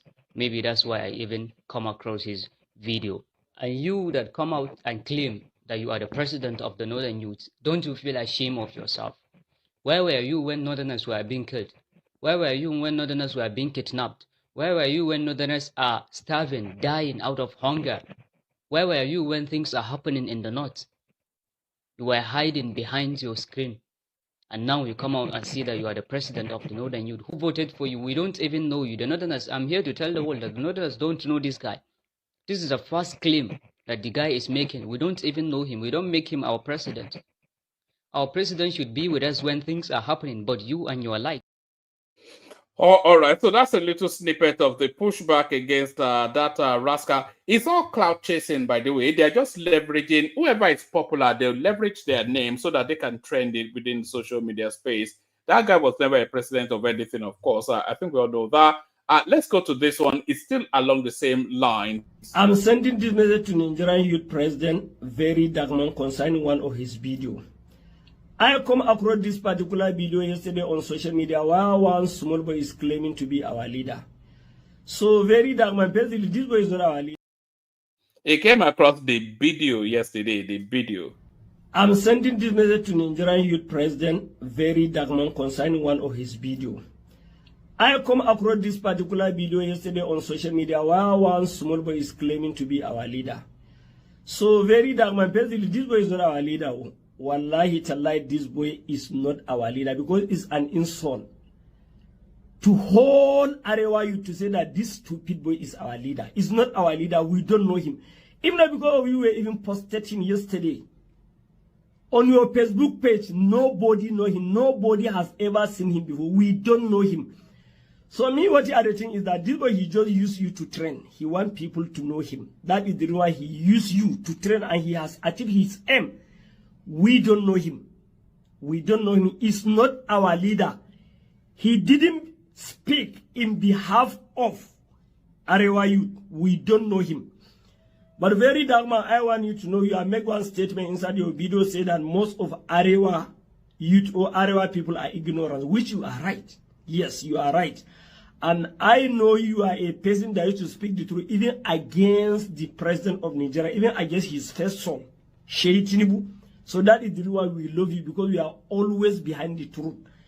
As Muslims are also Christians, because Quran said, say the truth, wallahu ala anfusikum, even if that particular truth is against yourself. Awul walidain, even if it's against your father and your mother, wal akrabin. Quran says no matter you are close to person. If you are to say the truth, even if that particular truth is against him. And the same thing as a Christian, if you read the book of John chapter 8 verse 32, Bible said, seek the truth and the truth shall set you free. If you had the truth, even if it is from Satan, just take the truth and leave the Satan alone. So we are behind the truth. Used to speak the truth against all these stupid. All right. So that guy claims that the other guy was using very dark man to trend, as he uses very dark man to trend. Maybe we should be using very dark man to trend as well. As much as I cannot abide that sort of space, sometimes you have to hold your nose and dive in. So hold your nose and dive in, and that was what Speed Darlington did in the boxing match with Portable. I'm not quite sure if any of you was following that space, but I came across it in the streamlines. In just as I was looking around for what to discuss, and it just popped out. So this is Speed Darlington celebrity boxing. Speed Darlington versus Portable. So I think Portable did Burna Boy a solid on that day. Watch this.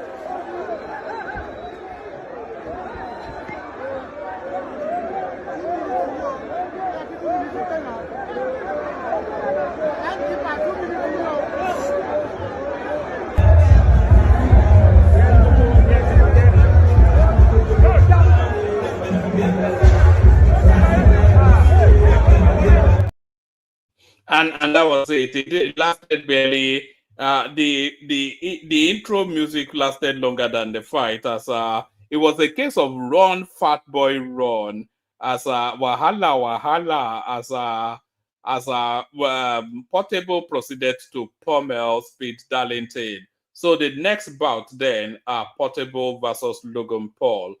Who would your money be on that? Portable versus Logan Paul. Let me play you this now. Next clip. It's only 14 seconds, so you really have to pay attention. But you know, my mouth was agape when I saw this. It was just the spectacle of it. It's just I wasn't sure if it was wondrous or in poor taste. So you make that decision. Tell me in the comment section. Tell me if this is wondrous or in poor taste.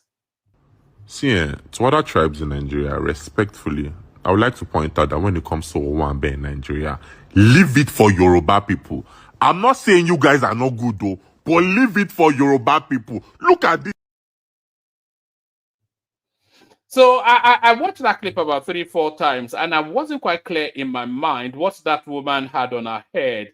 Was it a gele or a flying saucer? I'm not quite sure. You tell me. Was that a gele or a flying saucer? So do you remember? Of course you must remember. As early as yesterday, Pastor Tunde Bakare, he came out to tell us that Tinubu has institutionalized thuggery in the Nigerian political space. That it's never been this bad.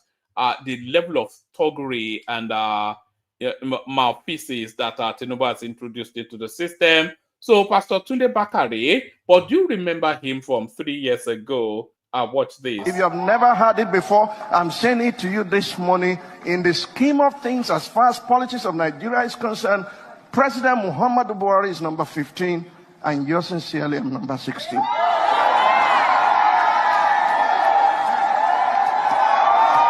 I've never said that to you before.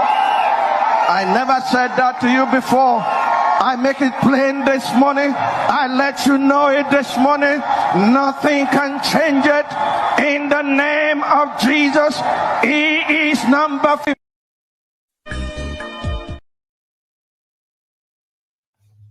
So I wonder how what justified the congregation turning up the Sunday after the election day. He told us even after the primaries, he told us Buhari was number 14, he will be number 15, according to what the Lord told him. But there it is, a fool and his money soon to part. That is what goes on. It's all a scam. I think we all know that anyway. But that's Tunde Bakare then, just a laughable character. So a laughable character. Let's go on from there from that to this. So you must remember, of course, the CBEC story that's been trending. So a lot of people said, that people should have learned from the MMM scam, but there was a lot packed into that CBEC that made it impossible for people to take the learning. Watch this. Watch the narrative of this woman. Where is the CBEC one? Let's play this. Okay. All right. Thank you very much. So as I was saying, apologies for the fake phone that girl is. It will irritate you. The fake phone that the girl is using, that is speaking with. But ignore the irritation of her fake phone and listen to what she has to say. Okay. All right. Thank you very much. So as I was saying, I did a little research and I realized that the organization had obtained a certificate from the CAC, the Corporate Affairs Commission, which I verified, and it was authentic. I went further. I also realized they have obtained a SCUMO from the EFCC, that's the Economic and Financial Crimes Commission. So this kind of boosts my confidence in the platform, although I wasn't too 100% sure about it. So I asked for if there was like a physical branch or physical offices. Do they operate physically in Nigeria here?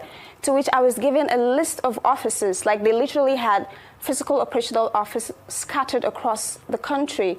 I went to a physical branch here in Abuja where I attended a seminar. And we were convinced as the investors that this company has already applied for a SEC certificate, and it is currently under review, but because they're waiting for approval, it will be out in the month of May. So we really did not have, much reasons to doubt the fact that they are, already applied for this certificate, because we had, from past antecedents, we had gone through their CAC and it was authentic. The from the EFCC was also verified. So we really did not have, reasons to doubt, when they told us we already applied for a SEC certificate and it will be coming out in the month of May. Aside that, the presence of the physical offices too also boosted the confidence of users, because they not only held weekly seminars, they also carried out charity programs, they fed the poor, they gave shed rice oil, even went to schools in the western part of Nigeria, of which they... So there it is. I'm not sure how much more due diligence that girl could have done. So these were sleek and smooth operators, professional criminals. No matter how clever you are, if they're out to get you, then they will. So now this next clip that I'm about to play you, I am going to be carrying a placard on behalf of this woman. I'm so infuriated. I am incandescent with rage as to what happened to this woman. It's just a little synopsis of the Nigerian malaise. This is what afflicts us as a country, and this is what frustrates. This is what devoids us of hope that anything could ever be right in that country. I'm so enraged about what happened to this woman. Good afternoon, Samuyiwa Adejobi. Thank you so much for all you are doing to help us curb the excesses in our nation. Thank you for your job. Thank you for your service. And good afternoon, Sir Benjamin Udein. I am doing this to at least bring this to your attention and see that something is done. To be candid, the 20,000 naira that was forcefully taken from me today is totally wrong. It is extortion by any standard. I have receipt. I have the receipt here. Now, because they did not, of course, the officers were on my neck to delete the video I made, right? They came for me big time to delete the video I made, right? As at least that would be my evidence. They took the videos from me because they held me down. They did not allow me go. But of course, I had the receipt of the 20,000 naira transfer I did to the POS they asked me to do. I know the spot. I can still come back there, and I know their station. Now the location is Anthony, heading not Anthony, it's Maryland. Ojota heading to Maryland. Now these officers claimed that I used the BRT lane. I did not. Now the fact that they claim that I used BRT lane, I did not. God knows that I did not. I'm not the type that struggle with law enforcers. I don't. So they stopped me in the middle of the road. Where they stopped me, it's not even on BRT lane. They held me on motion, as in I was telling them, officer, please let me park. There was trailer at my back, there was trailer beside me. Because of their presence there was already build up of traffic. So everybody is just trying to avoid them. In that instant, I could have been hit by a moving vehicle. Somebody held my car. I went down to say, officer, please. As in, they did not even ask me to wind down before I did. Before I got to them, I'd already wind down to tell them that, officer, please let me park properly. They were saying I should stop there, stop there. I was like, no, let me park properly. At least I am not running. I don't have anything incriminating on me. You said they were instantly they were saying I used BRT lane. I said I am not dragging with you, but at least let me park to safety first. That was all I was saying to these people. They did not hear me. They did not hear me. On motion, they opened my door. The other side of my door, they opened it and told my mother to come down from the car. On motion. This is the height of it. Now, at the end of the day, they said they are going to impound my car. They are going to call towing vehicle to take me. I said, oh yeah, take me. These guys started driving me around Maryland. The same BRT lane they claim I used was the same one way they used to drive me around Maryland. They drive me around Maryland before they now took me down to their office at K2. They took me to their office at K2. Now, they did not drive me inside.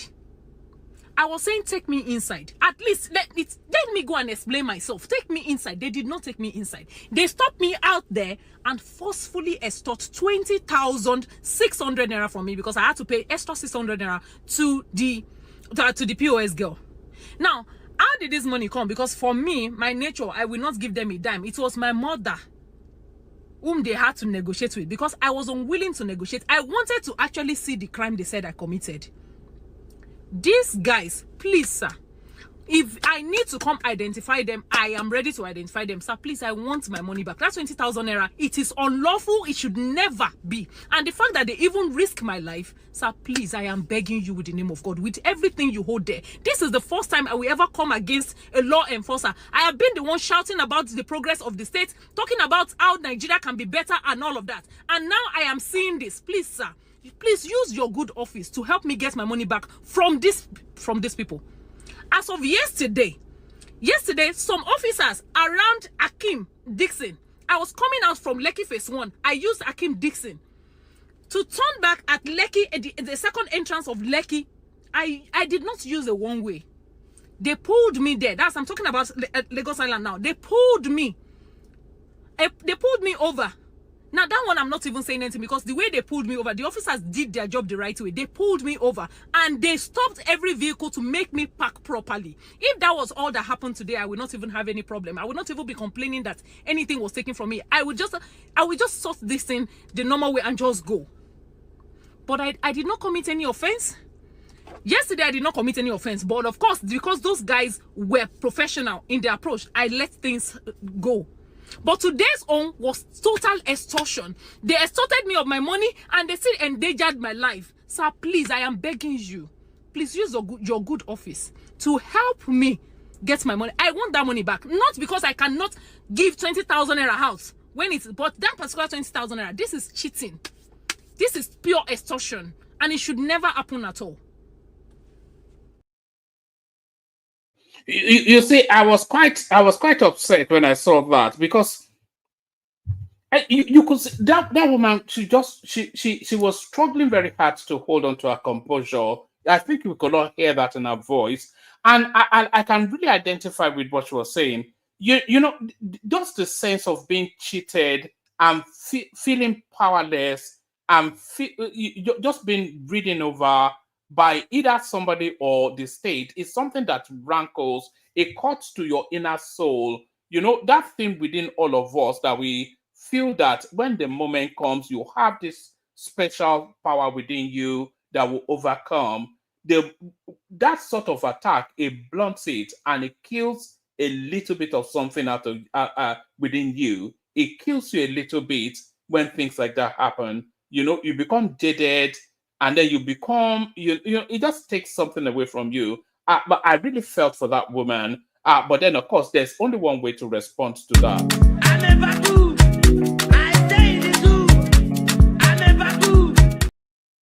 And Portable is exactly right. We are baboons, Nigerians, and we live in a zoo. So we are baboons and we live in a zoo. So baboons living in a zoo. Maybe I'll just play you about 2 more, because I think it's getting a bit long and winding now. Oh, all right. Let me play you this one. Have you? I'm sure you have heard the phrase homoeroticism. Have you heard that phrase, homoeroticism? So when I saw this clip, that was the thought that came to my mind: homoeroticism. Watch this. This is meant to be religion, by the way, but it's there's something of the Brokeback Mountain about this one.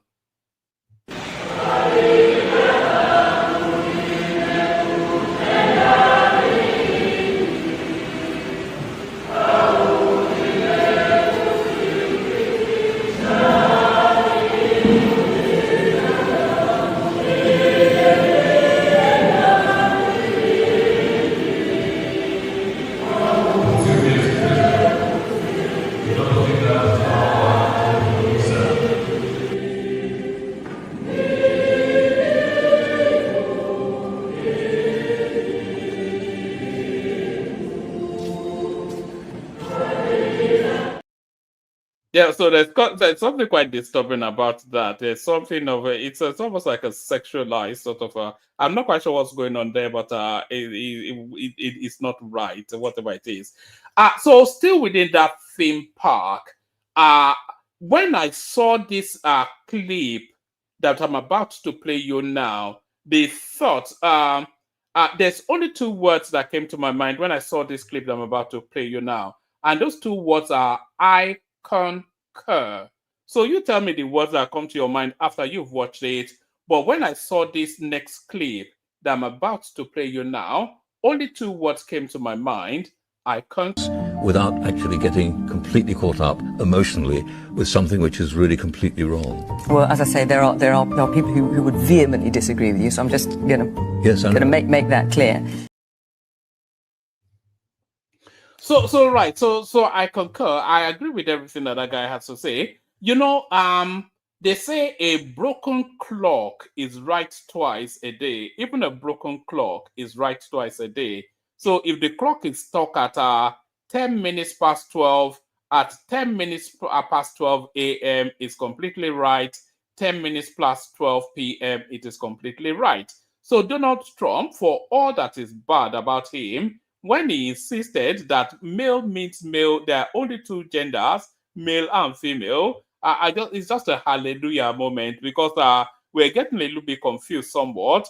There's the trans, there's the rans, and there's the manx, and just so many gender species now, all of that not known to God and man, but you cannot speak against it, otherwise you'll be slaughtered. But thank God that some semblance of sanity coming back into space.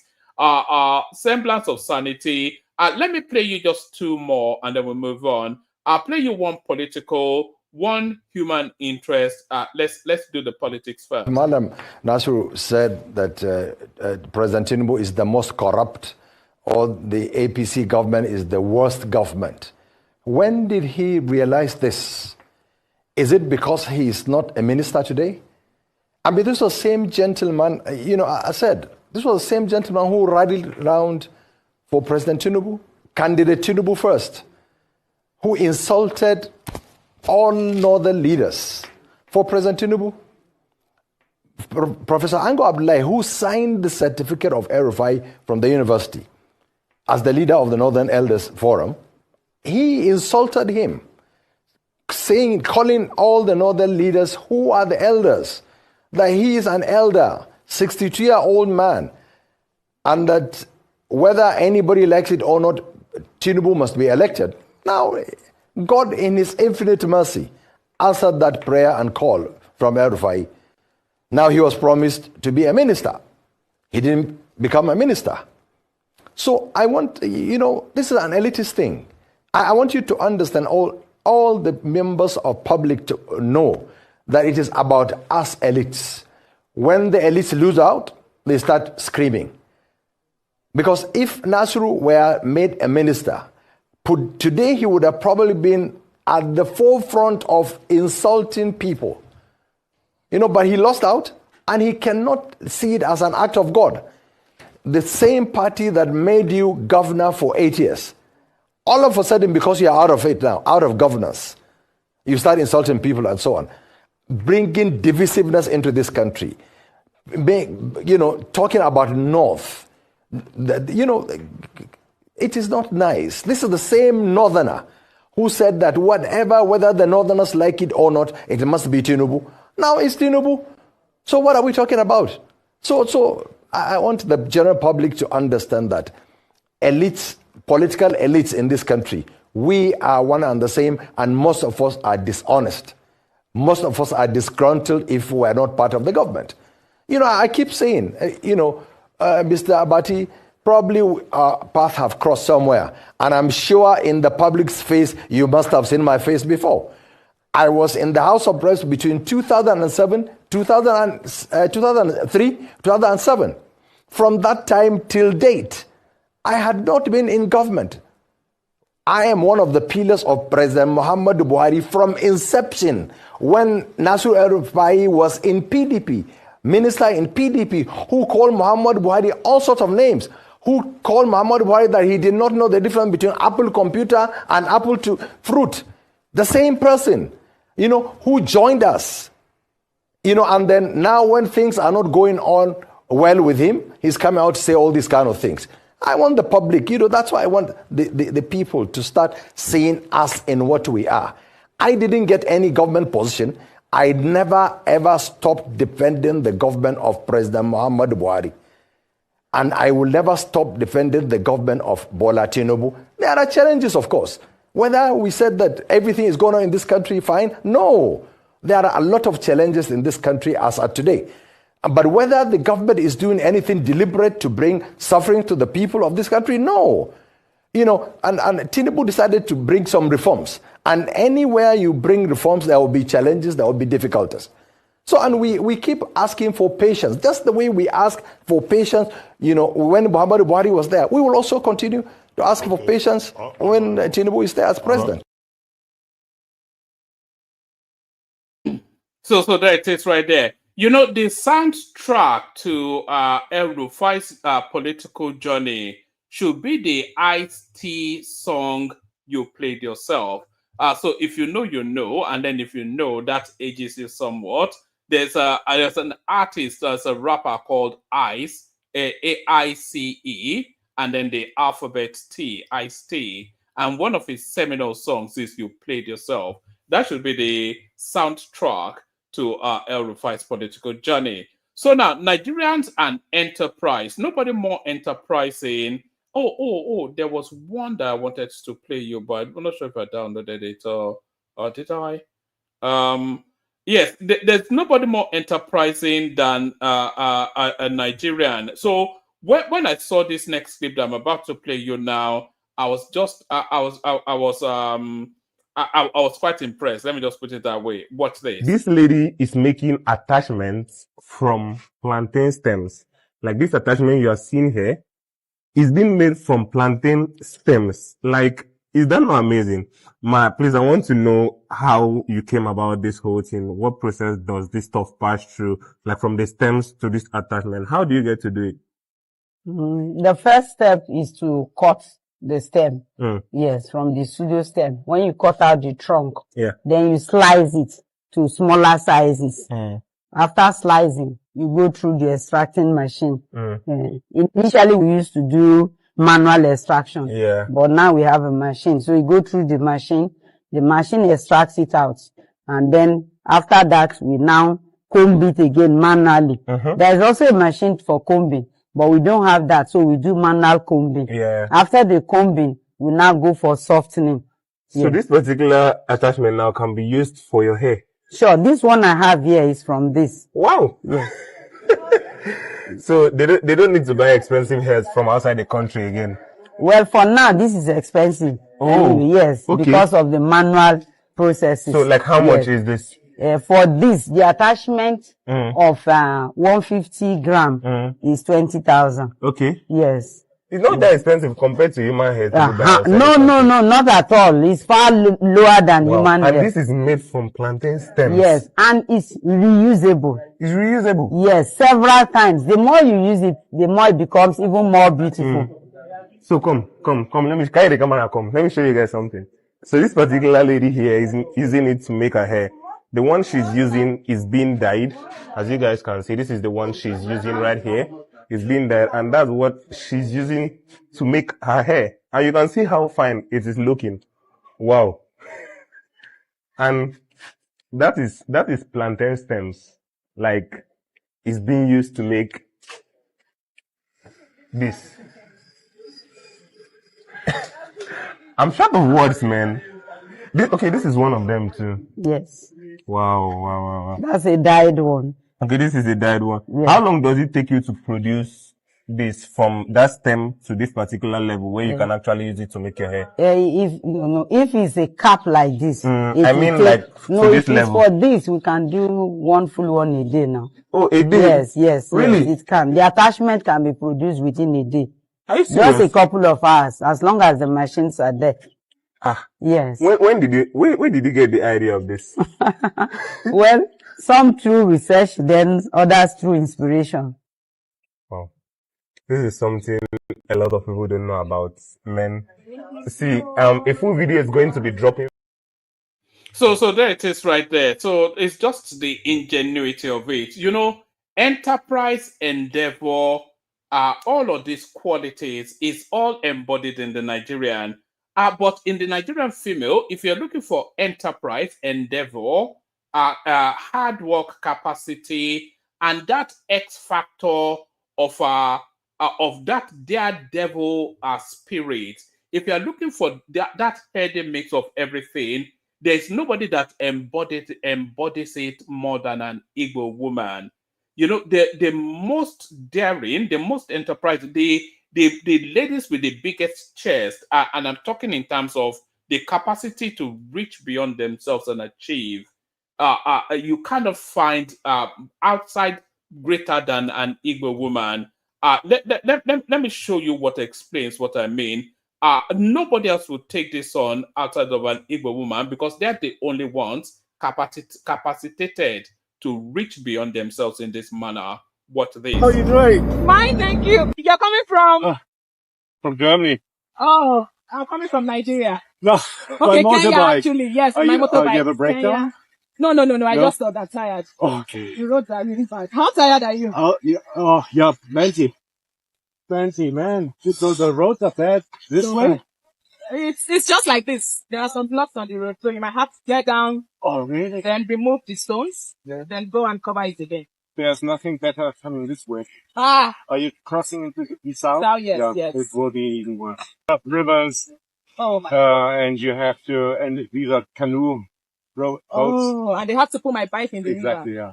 Actually, I was connected to someone at the border, one of the soldiers. Yeah. At Kandiapara. Okay. So he would ride with me. Oh, to the south, through the river. All so right. I get to Third Road, and then it will be single trail. Oh, so it will I heard it's tiny. Tiny. So you are in for a treat. Yeah, I am, and I'm alone. I'm okay. I'm fine. Wow, that's brave, man. Oh, thank you. That is so brave. Unbelievable. How long have you been on the road? Almost 6 months now. 6 months. Yeah. Wow. But I go very slowly. Very slowly at my convenience. Because if I rush it, I can't speak up. Oh, we just slept in the bushes. We always can. Really? Yeah, we cycle until we are falling off the saddle, and then we just drop, The little kind of semi-dark, or then we go under these cashew nut trees. Oh, really? My patience like this day by day. Day by day? Day by day. That's my day. So when I go to Okay, cool. That's very nice.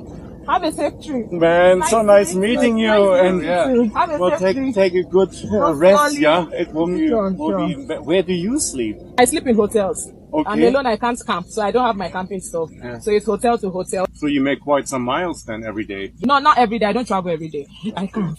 So you need rest days, healing days. Absolutely. I work and travel, so. Yes. Nice. All right. Man, all the very best. Thank you. All right. Have a safe trip. You too. Bye. Bye-bye. Bye.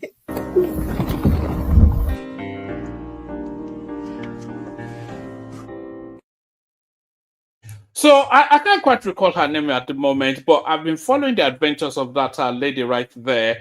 She's in the manner of I'm sure you all know her, some big YouTuber called Ichi Boots that motorbikes around the world. So that's a Nigerian woman right there, motorbiking right across Africa from Kenya all the way to Nigeria, and she's doing that all by herself. So I cannot imagine any other woman outside of an Igbo woman that will have the audacity, the braveness of heart, the capacity, the never say die, daredevil spirit to take that on. I know no Yoruba woman would do it though, because they like the cushiness of comfort. And I know no Northerner would do it because they will not even be allowed to their culture. And I cannot imagine anybody outside of Nigeria being able. Only an Igbo woman could take that on, and that is the what's that word again? Indefatigable, the indomitable spirit of an Igbo woman. So very, very impressed with her. So that's that. So that's that. Let me play you the Kegat music. I've never yet done 2 hours of just rabbiting on. Sorry about that. Not often I do that. I play the Kegat music and then we kick it off. Water, only water, only water, where they see ma. Water,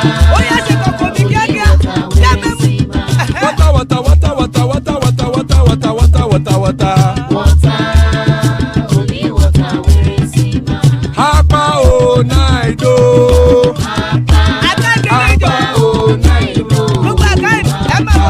Hapa you don't come o.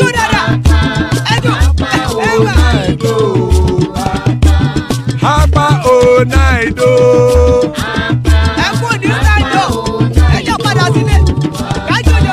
Oro kẹ̀kẹ́ ẹlẹ́mù yé o. Ide sodi ya kẹ̀kẹ́ rẹ ẹlẹ́mù rẹ o. Bobby master kẹ̀kẹ́ rẹ ẹlẹ́mù rẹ o. Chief Latif kẹ̀kẹ́ rẹ ẹlẹ́mù rẹ o. Eruku lẹ̀lẹ̀ ẹlẹ́mùdé. Eruku lẹ̀lẹ̀ ẹgbẹ́ ẹlẹ́mùdódò jàre o. Eruku lẹ̀lẹ̀ Ghana ti dé ẹgbẹ́ bọ́dì o. Ọmọ ẹlẹ́yẹ ẹ̀yẹ o ó dilé o. Olúyẹ̀lá ẹ̀yẹ o ó dilé o. Petrosonana ẹ̀yẹ o ó dilé o. Petrosodunke ẹ̀yẹ rẹ̀ ó dilé o.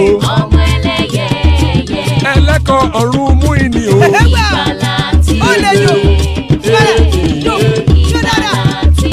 Àkùkọ ọ̀run mẹ́kọ̀.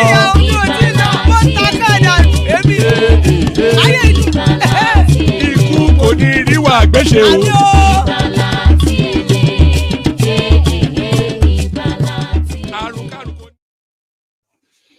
And it is right there. Ikuko Nuru may that have nothing to do with us. Amen to that on behalf of myself and you, my friends. Amen to that on behalf of myself and you, my friend. So amen to that.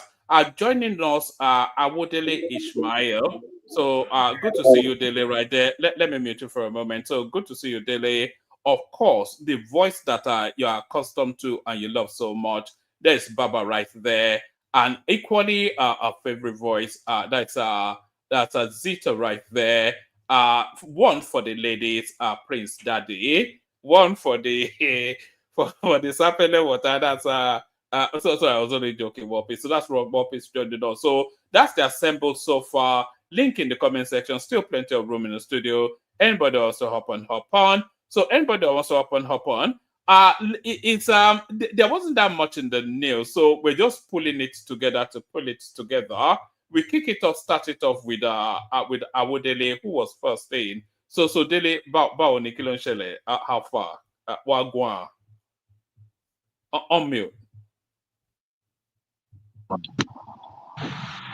Are you there? Yeah, I did. Bao ni kilo nshele. About in soon. Ọjọ́ kó lọ́jọ́ ìsinmi o ìwọ lọ́rùn ọkùnrin ń sùn ṣá ọmọ ọkọ mi sùn rí life mi ṣá never ever sùn rí báwo lè ṣe máa ń sùn náà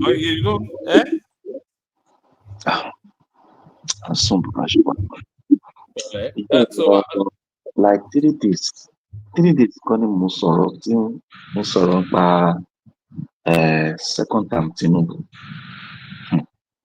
tí mo ní. All right, let's do it. Let's do it in English for the benefit of our tongue of Yoruba. Okay. Like the last time I was talking about. Your voice sounds uncannily like Jide. Maybe Baba will tell you later. There's a guy called Jide that comes from Lagos. Sorry, are you using an earpiece? By the way, the quality of the audio is not that great. But no, I'm not using earpiece. Is it better now? Yes, slightly. Carry on. Okay. The last time I was talking about all this PDP governor that they will work for Tinubu. Like 3 to 4 of them now, they already given approval. It means the second time is seal and dusted. Seal and dusted. All this noise that Atiku will be making, it will shock them. It will really shock them because right now, the second time is done. It's completely done. Let's see how it goes, Sha. But for anybody that know how to read Nigerian politics, you will see all the handwriting on the wall. To be fair, I think that handwriting is being read by the opposition spaces as well. I think the way the politics is calibrated now, I think it is pretty, unless this insurgency that the North are throwing at the political space, this what they're doing now, unless it really hits an impact point, any and everybody can see that this guy is near unstoppable. I think it's pretty clear to all of them that they have no chance. It is done. You see, most of those northern elite that they were making us is because their expectations were not met. That guy is a mafia when it comes to politics. It's a real mafia. In fact, the way things were being played now, the way the game were being played. Okay, let everybody make noise as much as they can. They cannot unseat him. They cannot. He will do that second time. He has already done the groundwork now. Imagine the PDP governor. Imagine the way they were all They were all coming around and endorsing him. Even the one that was Well, to be fair though, only one has come out to endorse him so far, but there are speculations. Hey, what about Delta? He has not come out now. Has he come out? Hey, the spokesperson, the spokesperson has already approved it now, and he cannot be that that one is saying his own message. If it was his own message, he would have been so far immediately rebooted. What about the one that is on suspension? It's a party lesson now. That one no get party now. So that one too is even planning to come back to APC. I mean, Fubara. Yes. Was he at APC before? What do you mean come back? Was he ever at APC?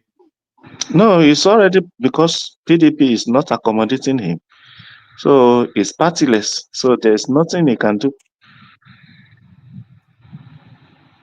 Now, wow. It's just that we'll see anyway, because 24 hours is a long time in politics. But as it sits now, the Tinubu seems unstoppable. But then politics changes fairly quickly. He has already done the groundwork. Forget. You are dealing with a mafia. Forget all those PDP governors. Imagine the way they disown Atiku. And this had not even happened when I was saying it that they've already said it the last time I was talking. Imagine the way they disown Atiku. Atiku, as he is now, is a partyless candidate. It's a partyless. So if you see, there doesn't seem to be any natural candidate in the PDP. Like you said, Atiku is a busted flush. You know, no matter we all know Atiku's fate because he's done it so many times. So he's dead, not physically but politically. But then if you look at the PDP, there's no natural presidential sort of a person within that party. When they are reaching to Sheyi Makinde, what do you think is doing the groundwork? Why? Would you look at it from this angle? Is it possible for when Tinubu is there now, none of opposition party has been able to even manage their party? Talk less that they want to challenge the policy of the government. You think it's natural? No, no. Forget Tinubu for a moment. I think you're overpraising him somewhat. I think what's going on in the PDP is a result of the bad management skills of Atiku. You know, the way he mismanaged the G5 in 2023, he has still not made the corrections for that. He still thinks he can arrogant his way into things. You know, if Atiku was not in that party, they will still lose, but there'll be a more coherent space. You know, he continues to straddle that space. He's not letting them move forward, and he's not able to progress anything. He has no management skills, and it's just destroyed that party. That's just He's using the same party member, to even scatter the party. Because apart from Wiki, there are a lot of opposition to Atiku. And look at it from this angle.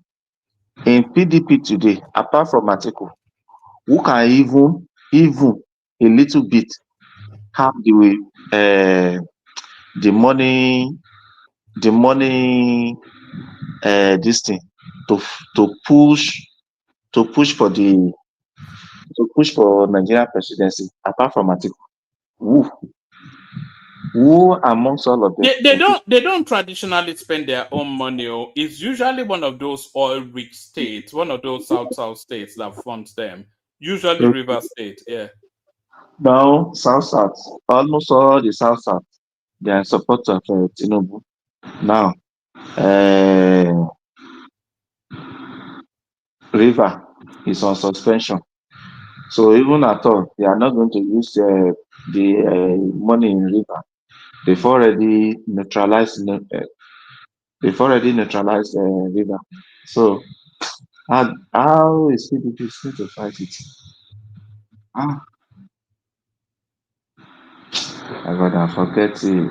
Whether you praise him, whether you decide not to praise him, that kind of very, very ruthless political mafia.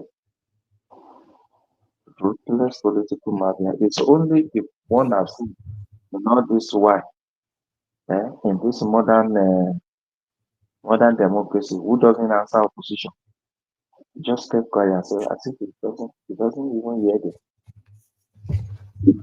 Your audio is not really coming through. Okay, I'm not sure. You were a lot clearer the last time you were on.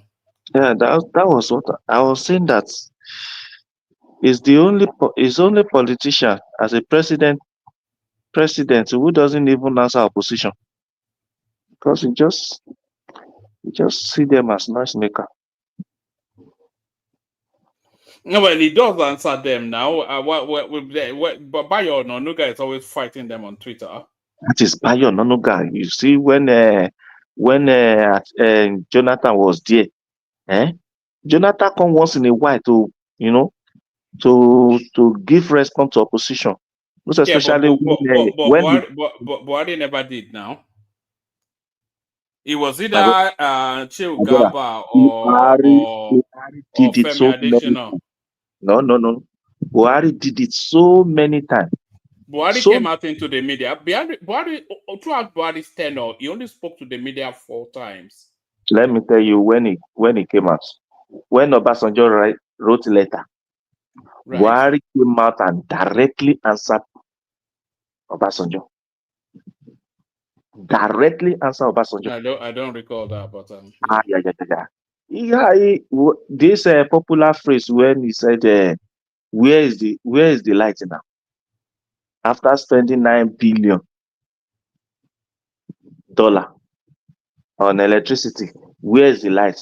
That famous quote. Check YouTube. You will see. He directly came out.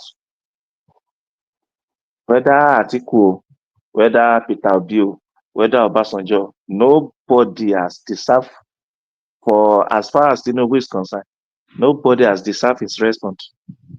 Just let everybody be. Continue talk as you want talk. Concern me. Whether you praise him, whether you decide not to praise him, the guy is a real talk, democratic talk. He has done the homework. He has laid the groundwork down.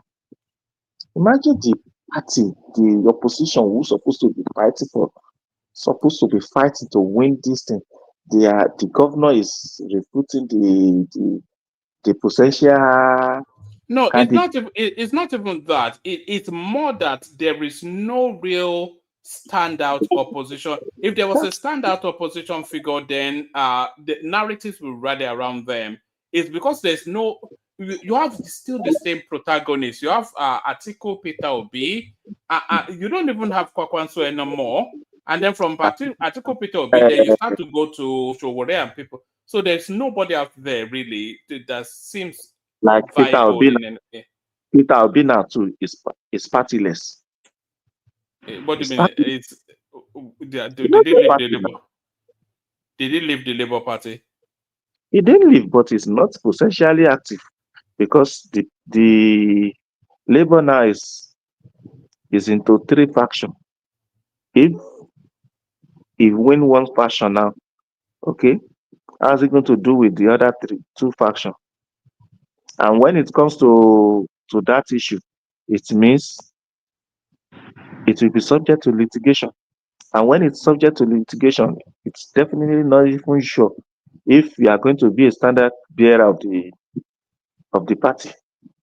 Because the court might say, okay, you are wrong.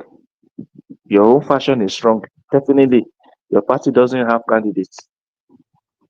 What are they going to do? I'm not sure that if Obi remains in the Labour Party, whichever faction is the only viable person there now. So who else are they going to replace him with? Patu Tomi? You don't understand. Okay, look at it from this angle. PDP now. If PDP did not resolve the issue of their who is secretary of the party or who is not secretary of the party. Okay, so they put down a candidate, whether governorship level, whether local government level, whatever level. Okay, so who is going to sign the form to the INEC? Which form? Their PDP. Yeah, in case of PDP.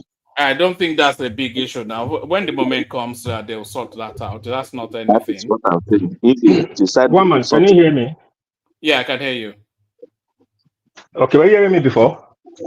No, I wasn't hearing you before. Okay, sorry, I tried to interject. Sorry, quickly, let me before I step out. That of I'm not a Labour Party candidate member anyway, but that of Labour Party this day, I think that day when we were explaining it, I don't think there's a big issue. I think the Supreme Court said it has no stand, local stand to hear the case. Does not mean the party is into three fractions. That's from what Ogbeni explained the other day. But again, for Tinubu own, I believe the North are waiting for the long ride instead of trying to contest this gentleman agreement on ground. The article fraction and the 5 fraction is just individual thing. And I bet you at the end of the day, but 207, the full North will not participate because why would they waste that, disrupt the plan on ground when in the next 4 years, the presidents will come to them in the platter of gold? So Tinubu is a good politician. I'm not disputing that. By making me look like it's impossible, it's not really it because Tinubu don't really have any contender right now, and people don't really want to wait. They do not really want to stretch themselves because 2031, the presidents will come to them in platter of gold. So praising him like he's a go talk about that. No. Except he's just being stupid and allowed the presidency leaves until 207 because he has no really contender. With agreement on ground, he will move to 27 again easily. That's how I see it, Roman. Thank you. Without stress. Yeah, but what piece is explained to you, Awodele, is that it's not true he is genius. The circumstances, it's not true that Tinubu is especially clever, but the political landscape just serves into his hand. So it's not like it's some genius. It's not. I'm not saying he's a super politician, but what I'm saying you have to give it to him. Give what to him? No. You can't. Hold on. You can't say you have to give it to him. The circumstances served into his hands. If there was a strong opposition figure, then he will have. There is nothing in the landscape, and that's not because of everything he has done. So if the choice remains Atiku Peter Obi, then it serves into his hand. So it's not a genius move that there's no opposition it didn't do anything for there not to be an opposition. It's just that there is no talent within the Nigerian political landscape at the moment. So it's not any clever thing that he has done. You think so? Well, clearly. What has he done for there not to be anybody viable? No, it's not as if it's you will not see his handwork, but you will see the. No. What do you mean you will not see his handwork? What has he done for there not to be anybody viable? By scattering their program, by scattering their party, sponsoring so many anti-party people. Okay, look at the case of Labour Party now. They went to the courts. Supreme Court. No. Let's not go through that. Let's not. I'm talking about the talents. What has he done for? Hold on. What has Tinubu done for there not to be any talented politician that can challenge him? No. That one is not even in the course of Tinubu because. Yeah, so that's what I'm. That's what I'm saying. So that's what I'm saying. What's going to make? Hold on. Because I think you are you're attributing what might not be attributable to this guy. What makes it an easy going for Tinubu is because there are no political talents. And the people there, it will always play Atiku, it will always play people like Peter Obi, and because there is no standout talent, there's no talented politician out there, and that is the real that's the real thing that secures him. Not anything that he has done. Yeah. I agree. I completely agree with that because both of them, they would rather lose than to work together. I agree. And even look at the situation in which Peter Obi is in now. If he would decide to go back to PDP, he will lose majority of his followers. Definitely, he will lose majority of his followers. And if Atiku decided, Atiku will never even step down to form a coalition. Say, okay, let's push Obi forward. You see, the problem with Nigerian politicians is they are all selfish.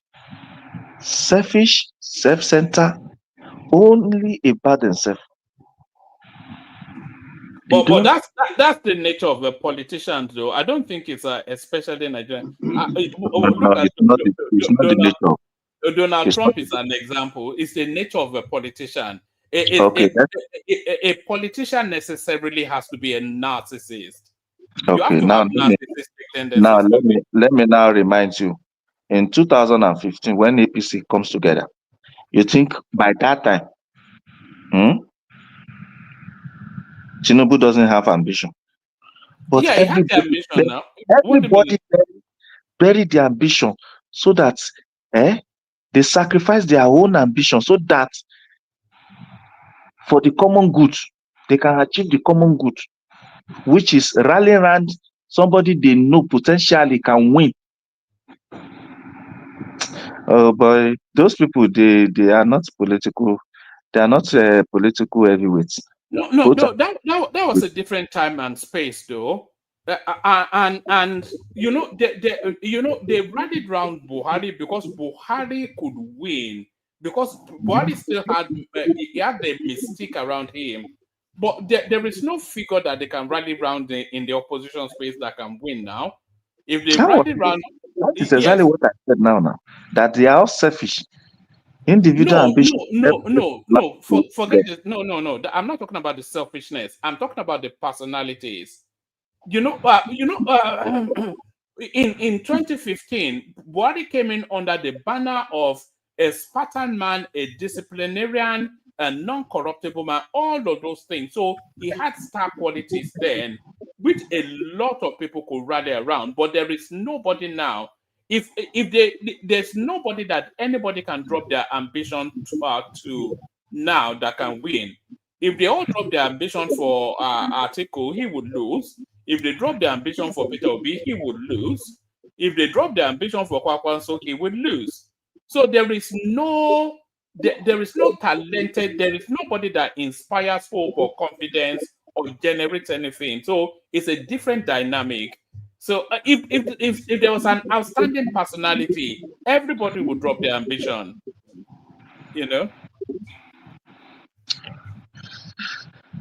That is true. But it must still remain that. I just don't want you to get carried away that Tinubu is no. I'm not in any way magic man or something. I'm not in any way attributing Superman this thing to him. But what I'm saying in essence is all these things has already well planned and thought of. Okay? In a very, very long time before embarking on all this reform. I've never seen in my entire life where governor in opposition are giving a live confirmation even before the time for politics starts. They are giving a live confirmation to an opposition that yes, this is who they are working for.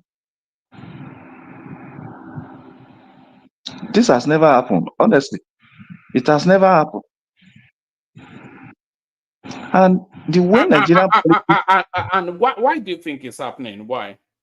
Because one, this guy has one way or the other has made sure to get into their head and buy them completely, whether in terms of, look at the money that is coming into their hand now. Look at the money that is coming into their hand. He has hooked them one way or the other. If not in terms of money, then it will be in terms of what you have done in the past, in the skeleton, that it can work against you. This has never happened in the whole period of Nigerian politics and government.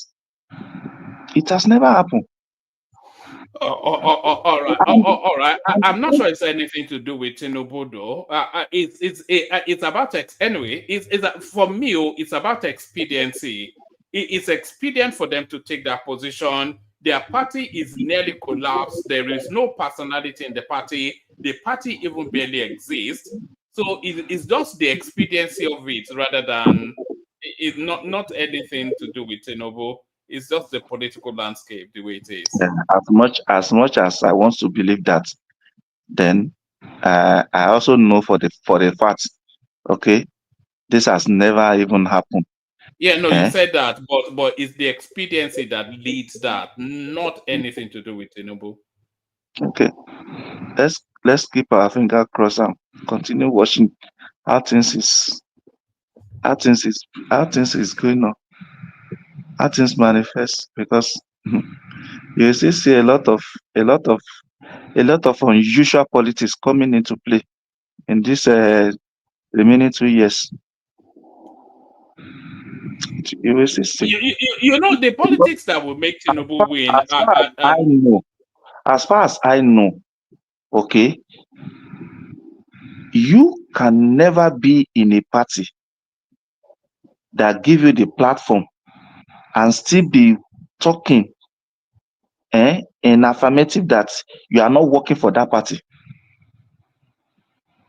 And I think you're getting a little bit carried away with that. We saw it in 2023 as well, so it's not with a who? new dynamic. With who? We saw it with Wike. We saw it with Makinde. No. We saw it with No. See, the scenario you see in 20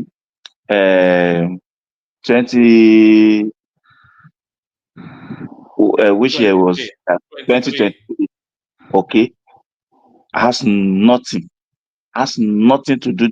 In fact, in terms of comparison, it doesn't even match. It was after their convention and things were not we know all that build up, but which build up are you going to hold on. You're saying we've never seen in the history of oppositions working against their own party and endorsing an opposition party before their convention, before anything, without either before or after.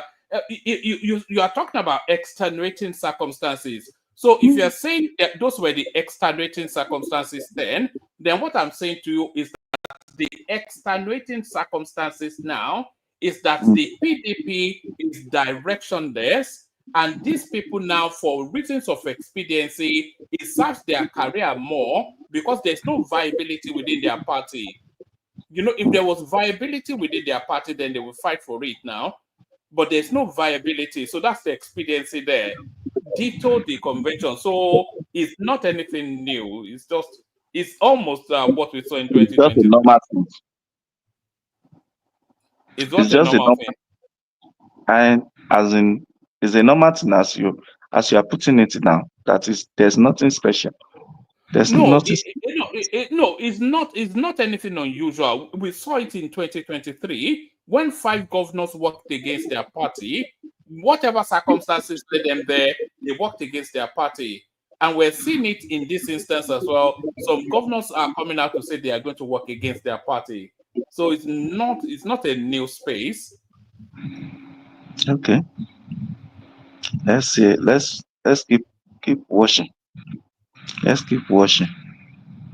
Because as far as I can remember, I know that the circumstances, the build-up in that 2023 is the same thing as the build-up in during the time of Jonathan, 2015, when Atiku led some political heavyweights out of the party. Okay? But prior to all this convention, prior to all this, none of the governor had ever, for no reason, had ever come out publicly. I think you're getting a bit too fixated on that. It's not as big a deal as you're trying to make Because out. as far as I'm concerned, because I'm an observer of this Nigerian politics, well. But we saw it in 2023. We saw 5 governors come out against their party in 2023. That is exactly what I'm saying. This happened also in 2015. Okay, but this has to do with build up and the way things went wrong with the convention that led to these people working out on their party. Yeah, okay? But what I'm saying to you is that things are wrong. It's still the same thing. It's still the same thing.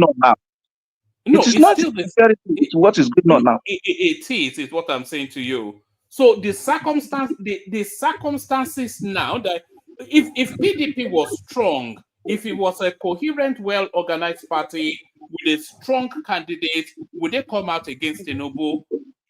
Okay, now let me ask you. Answer that question. If PDP was well organized, a coherent party with a viable candidate for the presidency, would those governors come out in favor of Tinubu? Okay, they will not come out. But yeah, so those are the circumstances. That's what I'm saying. Who do you think is not even making the party to be viable in the first instance? Is Atiku now? No, Atiku has nothing to do. Let me tell you, go and study the way Nigerian politics has been placed since 1999. It is the governor of the party that make the party strong, because they are the deep pockets that finance the party. Okay, when Atiku left 2015, who was the financial governor of PDP throughout that period before Atiku now came back in 2023 and hijacked the party ticket? It is the governor. It is Wike. It is Wike. It is the governor that spent money that made the party viable, and they are the ones that make it strong. And with the kind of money, it wasn't the governor, so it was Wike, and Wike was holding that party together in order to pursue its own personal ambition, similar to That is exactly what we are saying. You now come back to what I'm saying, that it is the governor that have the deep pockets to finance the party, whether the party will be strong. I'm not sure. I think we are talking across purposes here, but land it and then let's move to another. Okay.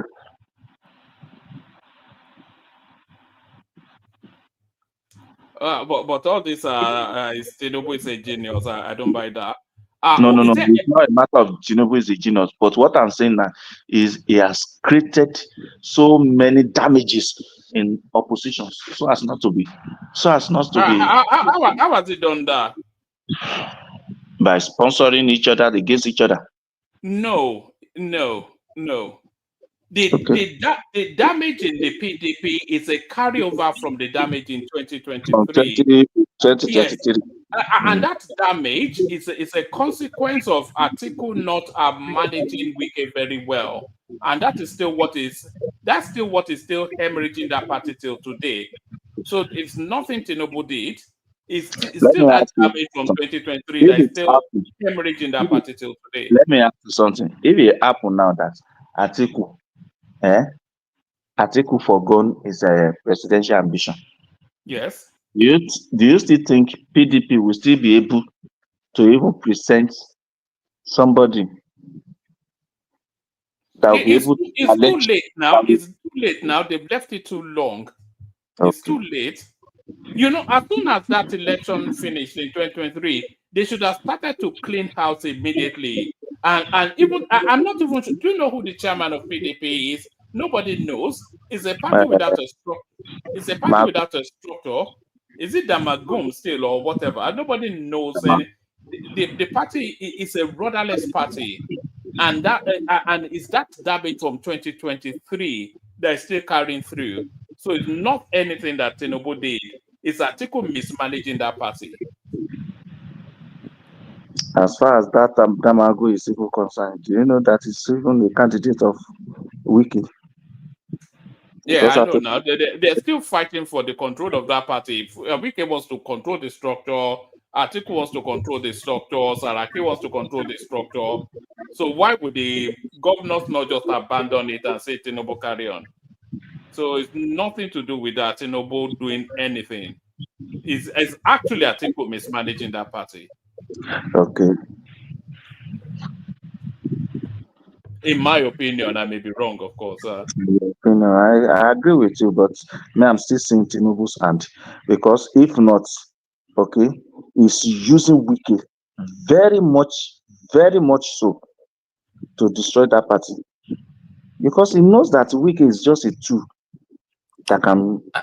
Sorry, I don't know. Good morning, woman. Yeah, hello. Yeah, sorry. At what point did the Wiki started being the tool in the hands of Tinubu?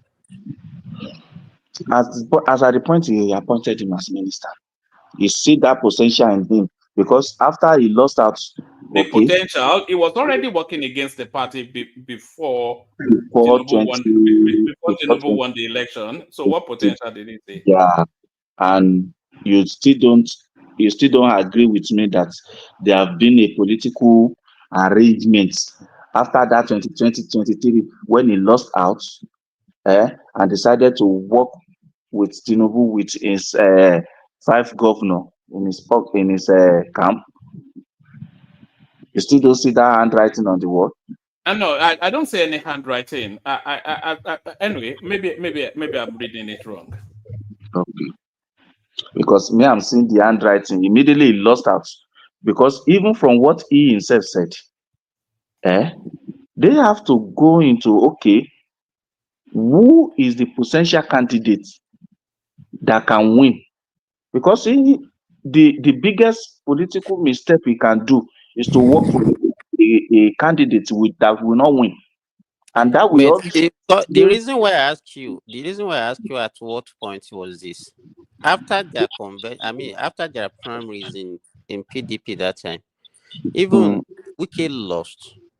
And what Wike was fighting for in the first place, before he even contested, was to zone the chairmanship of that party to the south, to the north, so that a southern candidate can emerge, because not as at least taking their own 8 years.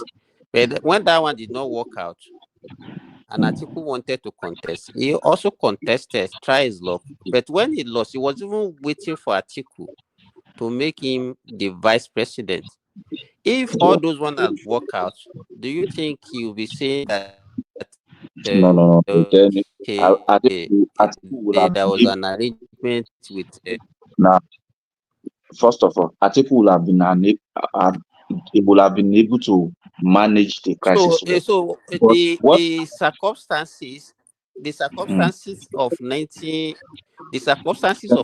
is different from the circumstances of between 2013 and 2015. Okay. Because even as at 2015, when the governors were fighting, hold on, when they were fighting within the PDP. Sorry. They were not supporting. Sorry, Simba. Awodele, if you can make some adjustments to your audio, it's quite wavy. It's quite very, very wavy. Okay, is it better? Is it better Not now? significantly. It's just I don't know, but carry on. Okay. One more kilo shele. Ogwene Alpha, you are late for class. Did you bring a note for being late for class? I have a note here, so yes. The dog ate your homework, Avi. Look at this guy. Hello. Salam alaikum. All right. Carry on, Simba. Carry on. So what I was saying is that because as at 20 when the disgruntled governors that time in PDP were fighting, they didn't have any candidate in mind as at 2013, even when that when they were doing their new PDP whatever and they were not coming out, as you said, to say, okay, this is a candidate that. So that's the difference that maybe the two of you are arguing upon, that the circumstances are different. The circumstances for them supporting Tinubu now is different from the circumstances of that 2013.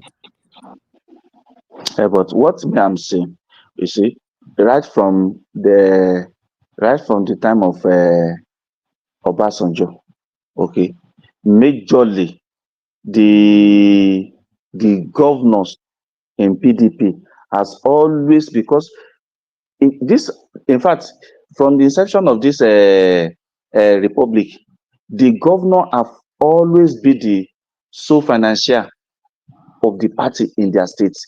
That is why all this party supremacy doesn't reign as much as it's supposed to compared to last republic. Okay, so if we are now saying that the circumstances has changed because the PDP is not formidable, and me I'm saying, despite the allocation, despite the money in their control now, okay, whose fault is that? You know, PDP has never been in this kind of situation. Even their situation now is even worse than that of 2023. Because even if you look at it, how many governors did they have pre-2023 election, and how many governors did they even have now present? I think they have only 12. They have 12. Is it 12 or 11? No, 12. They have only 12. So what is their situation is more dicey now. But to me, what I want to say generally is that it's too early, as far as I'm concerned, to actually say, okay, this is what is going to happen in 2027. A lot of things we see, political changes, a lot of manipulation will still take place, and let's wait and see. So it's too. I'm still looking at it that you cannot say this is how everything will go. It's too early. All right. Bring it to Awodele, and then we'll move on to Baba, just to manage the time. I agree with you. If there's still time, 24 hours is too long in the life of Nigerian politics.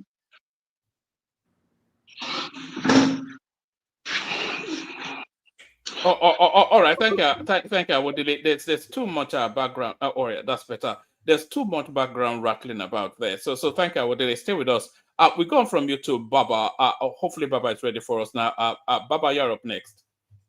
Yes, thank you, one man. Salam alaikum. Yoruba will say Yegede. Holiday is finished, Abi. Oh, look at that. You know. I salute you, co-panelists. I formally welcome you and the commentariat. My favorite people are there, but before I come to them, let me acknowledge Neomoha, Sise, Madra Burishuku. I salute you all. Don't hesitate to show up every day to wake us up to your own side of the politics. I salute Oga Tiuloga, and Ayo of the platform. That's the joy of the platform. I salute you. AB, I Alaji, Adano, and all the rest, I salute you. And those I can readily remember or recall now. Equally, our viewers, you're welcome. I know you've been around and listening attentively with rapt attention. And while at it, have you clicked the like button? That's the first thing you do when you come. And while at it, don't forget to share and also subscribe if you've not done so. And those that are just listeners with grudge, please repent. I beg of you. Let me quickly go to one thing that is aching the political space, both real politicians and those that are just doing politics for fun. One thing this president has done, which other presidents have not succeeded in doing, and which had been their bane, a kind of fish bone in their throats, is having this coordination, this harmony with the legislative arm of government. It's really paining them, seriously. Because from their complaints, I come to now discover that, okay, this is where their bad belly is. And I realize also that the National Assembly has been an instrument these people use easily to destabilize Baba OBJ's government. I don't know much about Yaradua because it's gone back in memory. Same thing they used. Baba OBJ ended up using about 7 Senate presidents or 6. Same thing they did to Jonathan. And same thing they did even to Buhari until he managed to listen to good counsel and brought in Lawan during his second term. But Tinubu from day one really cornered the National Assembly. And that is really aching them. Because it's the easiest way to penetrate the executive and disrupt them. And that's why they hate the president of the Senate, Akpabio. I pity him. I pity him. With his deputy and the chairman of the House of Representatives. And that's a master stroke. Because if everybody will wake up, it's Akpabio. I watched Pastor Tunde Bakare yesterday. He gave it. It was the opening salvo. And that took about 20, because his whole address was 1 hour, 15 minutes. And he spent 20 of it lashing out at Akpabio. It was incredible. There I knew that, okay, Akpabio is a problem. If they had a man in that position they can manipulate and use as a tool, like they use Saraki and all the rest, they've used over the years, it would have been easy. But Tinubu beat them to that. Now, what we've been seeing on this platform for some time is exactly what is unraveling. The Waziri of Adamawa is promising Obi, and I think he may sign that agreement with his blood, literally with his blood to Obi, because it's unbelievable. So that is why, to convince Obi, he has to sign it with his blood. Is it the one-term something? Exactly, that's it. That is what they are putting out. But for me, even to believe, if Atiku likes, let him sign, cut his vein, now take it literally, and sign that agreement, I will not believe him. And I'm watching with keen interest and see if Obi will bite that bait. It's tempting, very tempting. But I know this northern political leaders or political practitioners. They are liars, they are deceitful, they can swear with the Quran, and the next day they'll be doing a different thing.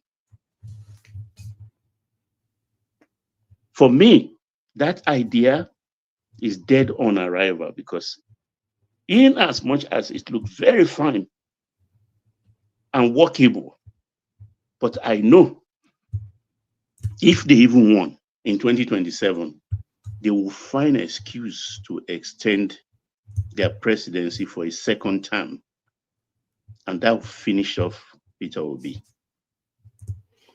So that would be with Peter Obi as deputy, would it? Yes.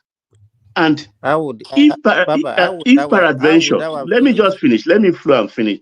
If peradventure, Obi bought into it and they lost, that is the end of Atiku's political career and that of Obi. And the beauty of that is that it will give an Asiwaju the impetus to even give power to whomever he so pleases, whether North Central, South, Southeast, come 2031. Because they must, if they lost in 2027, if Atiku really contest in 2027, they've disrupted that unwritten agreement.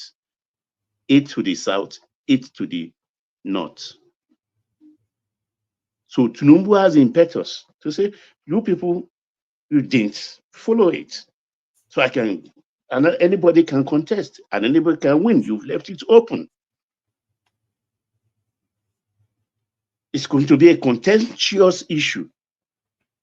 I see no reason why Tinubu cannot hand over to Fashola in 2031. No, if Atiku runs, if that ticket they are proposing and Obi happens to be his deputy, you understand, and they lost, a Yoruba man can take over. I don't care. A South man can take over. I don't care, because they've disrupted the political flow. Or even Wike is more presidential than Fashola. Maybe Wike, yeah. Sorry, carry on. So look, it's a beauty, but I want to see, because a big political shot in the Southeast once told me a few months ago, he said, look, the obedience will be available to the highest bidder in 2027. We argued. I saw his point, and I see it playing. Even if they are not there for the take, for the splits, the obedience will go asunder in 2027. Though the preponderance of them so far from the Southeast, which they are anyway, they want to cut their nose to spite their face by supporting that kind of ticket, Obi, Atiku ticket, one term for Atiku, and Obi can take over. I am still chuckling that, is that it? And you don't think the consequence of your failure, what it will mean. Because they just have to think. The best thing Obi can do is to run on his own steam alone. If he joins Atiku, that is finished politically. It's finished politically. If it comes in, sorry, Baba. Yeah, go ahead, please. Go ahead. If it comes in as Atiku's vice, then it will become a laughing stock. I mean, God. If you know, is that not what they mean by going back to your own vomit? Politicians don't care. It is you that talk about that. They will lick it with relish, that vomit. That's what politicians do, of all shades, whether Yoruba, Igbo, South, anything. That's what they do. They are not the people of integrity. But the thing is, that kind of ticket is though viable, yes, But then it's not going to be under the banner of PDP. Because the Kaura campaign poster for Bala Mohammed is being pasted all over the place. Bala wants to contest. He wants to contest with Obi. He is even ready to be the VP to Obi. That's another ticket, which I think is better. If Obi can take that ticket, is better than the one of Atiku, for which he will be the VP. But with the Bala ticket, he will be heading that ticket. Even though he doesn't stand a chance, but at least they can give Ashwaju a good run for their money. But I remember things I hear growing up in Yoruba household. Efuni, Abiedi. You understand? Because I don't get what is going on. Because this is a kind of 2023 Pro Max playing out again. This is even worse than 2023. And one man is the catalyst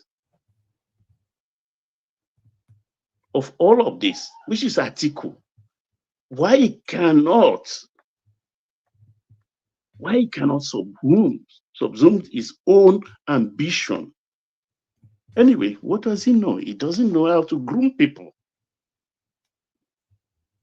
These people take control. In 1999, when he contested, he was asked to step down. Yaradua gave him instruction to step down in 1992.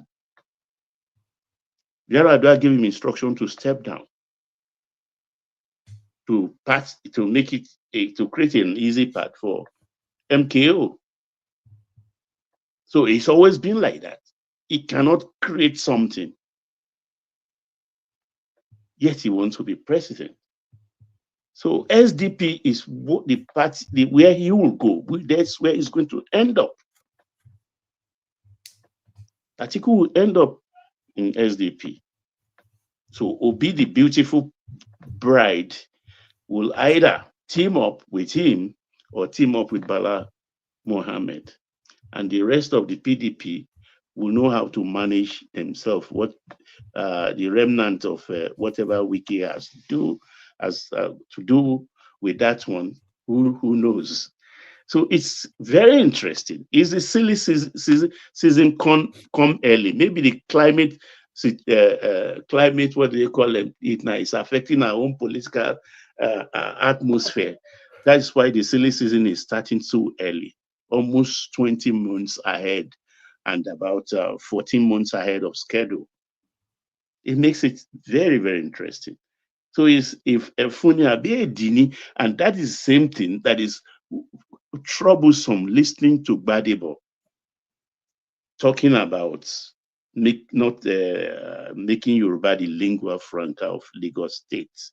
Urugbalenwe.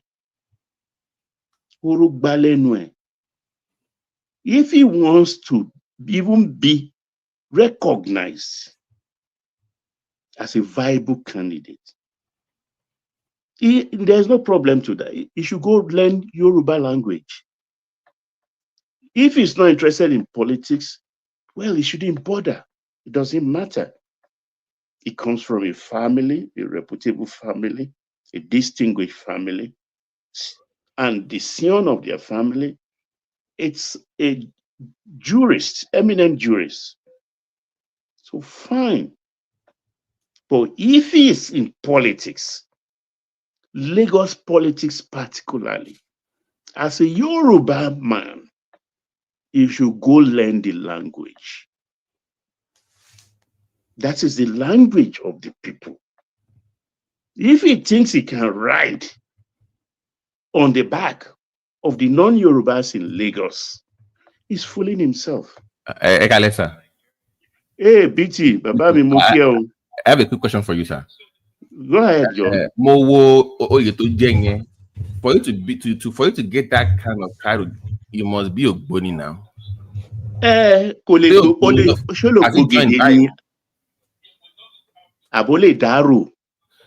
what I'm saying. Like, I can't confirm that they would do that. So for you to get that time, that means you are part of the. You know what I mean? So when hear me now. That's why I'm saying Shole Daru, because if you're an Ugboni man and you are going to carry that kind of. I have been seeing him wearing white and wearing bead. I've always been suspecting that he's been doing this for over 1 year plus. So what is the going man on said here? he doesn't think in Yoruba. That's what he said. So that because he went to MIT. So I don't know what he's now doing with the. He referred to the Yoruba tradition, the Oros, to be specific as diabolic and fetish. All of a sudden, he's now part of the Orisha, whatever that he's doing. So what changed? Even BT, I've been thinking while I'm seeing him with this bead and this white thing, I know what is happening. I thought side by side, he will be learning the language. He'll be learning the language so that he can start using the language to communicate. Yeah, so you see, the political space, they are just deceiving him and collecting whatever largesse himself is receiving from the obedient space. So they are deceiving him. First, before I can even recognize him as a politician standing in Lagos, aspiring to the highest office in Lagos, you must speak a Yoruba language. He has to go do that. Sir, do you think he has to be interviewed again and he needs to address those issues, right? He needs to come out clean and maybe apologize, or he needs to find a way to address. There's no to do that, BT, he has to talk to me, speak Yoruba language. Yeah, exactly. You are binu, ẹ̀yin bàbá mi, ẹ̀yin ìyá mi, ẹ̀yin àbúrò mi, ẹ̀yin ẹ̀gbọ́n mi, ẹ̀yin tó nílẹ̀. You have to speak that language to me and use it to coax me. In my heart, because if you say Lagos is not Yoruba, then he is a non-starter, BT. Then that's what I'm saying. Like, if you say, okay, Lagos is not Yoruba, and refer to Lagos as Yoruba state is bigotry, then you need to address that. You need to come out and explain to us what the hell that meant, and when you change your mind. I agree with you. And not just coming to apologize. He has to apologize in Yoruba language. Oozing from his mouth. You understand what I'm trying to say, BT? Hello? Can anyone hear me? Yes, sir. Okay. Yes, sir. He has to do that, speaking Yoruba language to me. I don't know why his teachers, his tutors, his mentors are not telling him that the key here for we to even listen to you, for we to look your way, you have to speak the language of Ilekaro Jirebi. Maybe you should go on the program called Mason Ivo. Do you know that program on YouTube? You should go on that channel. I've not watched it, but I used to see it. I usually see it. Yeah, you need to go on that show. If you can pass, then we'll consider. We will consider it. Yeah. So that is it. That is a challenge he has to. That is the challenge. If he cannot pick up the gauntlet. But it's a little bit too late for him now to be learning Yoruba. Now he's well in his 40s. It's never too late to learn. I've seen an Ijaw woman married to a senior naval officer, and within 6 months, she was going to the market and speaking the language. See, Lagos is very easy. It depends on your friends. Quick question, Baba. Yes, sir. So when has it become a requirement you must speak Yoruba before you can rule Lagos? Is that a law, or what? Why are you saying that? Lagos is Yoruba land. Yes, but Yoruba is not the language of instruction in Lagos, right? It is. No. At the National Assembly, there is a legislation coming up that it will be when you stand up to speak, to address the assembly, you either speak in English or you speak in Yoruba language. They will be both accepted. At the Lagos Assembly? Yes, correct. But as it starts today, Lagos is not, the language of instruction is English, not Yoruba. No, even you are not following, you are not paying attention. Even in the schools now, Baba, you are not it's answering compulsory. that question right. You exactly. You are. Okay, Baba, what's your question again? You are not I answering said, him the question right. as we speak today, what is the language of instruction? No, Legal he language of said, instruction in Yoruba when in has Lagos. it become, Thursday is the Yoruba. language has become part of reason why somebody will win an election? I think that's what he's asking. No. I mean, I say, so He's saying the legal requirement hold on. In Nigeria, the language of instruction in Nigeria recognized is English language. What is the language of instruction of Lagos State? Is Yoruba part of it? Is it legal? That's my question to you. I said yes repeatedly. So when did they make it legal that Lagos you must speak Yoruba? Yoruba is a language of instruction. No. Can I answer him? Sorry, I think they passed it a year or two ago. That for schools. In fact, even in the assembly, every Fridays, assembly matters. Is it Thursdays? Assembly matters will be conducted in Yoruba. That's. Yeah. Can I answer that question outside of the legal aspect of it? Yeah, go ahead, please. Okay, let me answer him. When it comes to politics, money, people, and motivation, these things come first before your messaging. You have the money, you have the people, you have the message. For you to have the people, there must be a communication.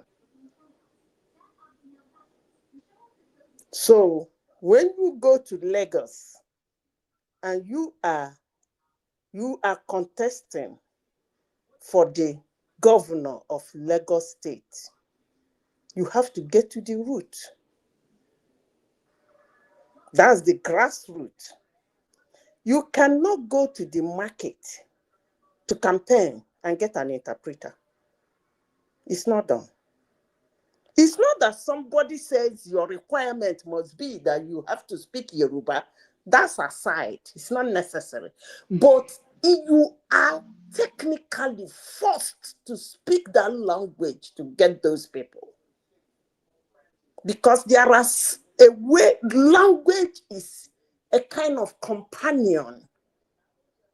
A year ago, I made this comment here when that guy was contesting. I gave you people an example of Florida. Randy Santos went to Miami-Dade. It's Spanish, 98% Spanish people.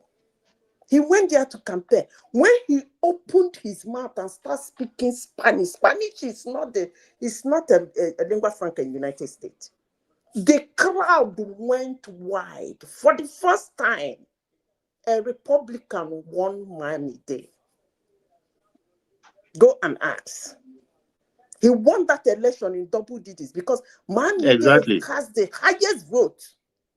So what am I saying in essence? Don't ask whether it's a requirement or it's not a requirement, but you need the people. For you to get to the people, you must speak the language they will understand. And if you lack that language, you're not gonna get them.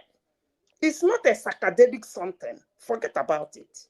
I rest my case. Yeah, to buttress that point, Zita, do you know why Zik gained prominence in the Southwest and other Igbo politicians? They speak better Yoruba, they spoke rather better Yoruba than even myself. Zik, Ojuku, Aton Zeribe, just name them. Obi Ezekwesili.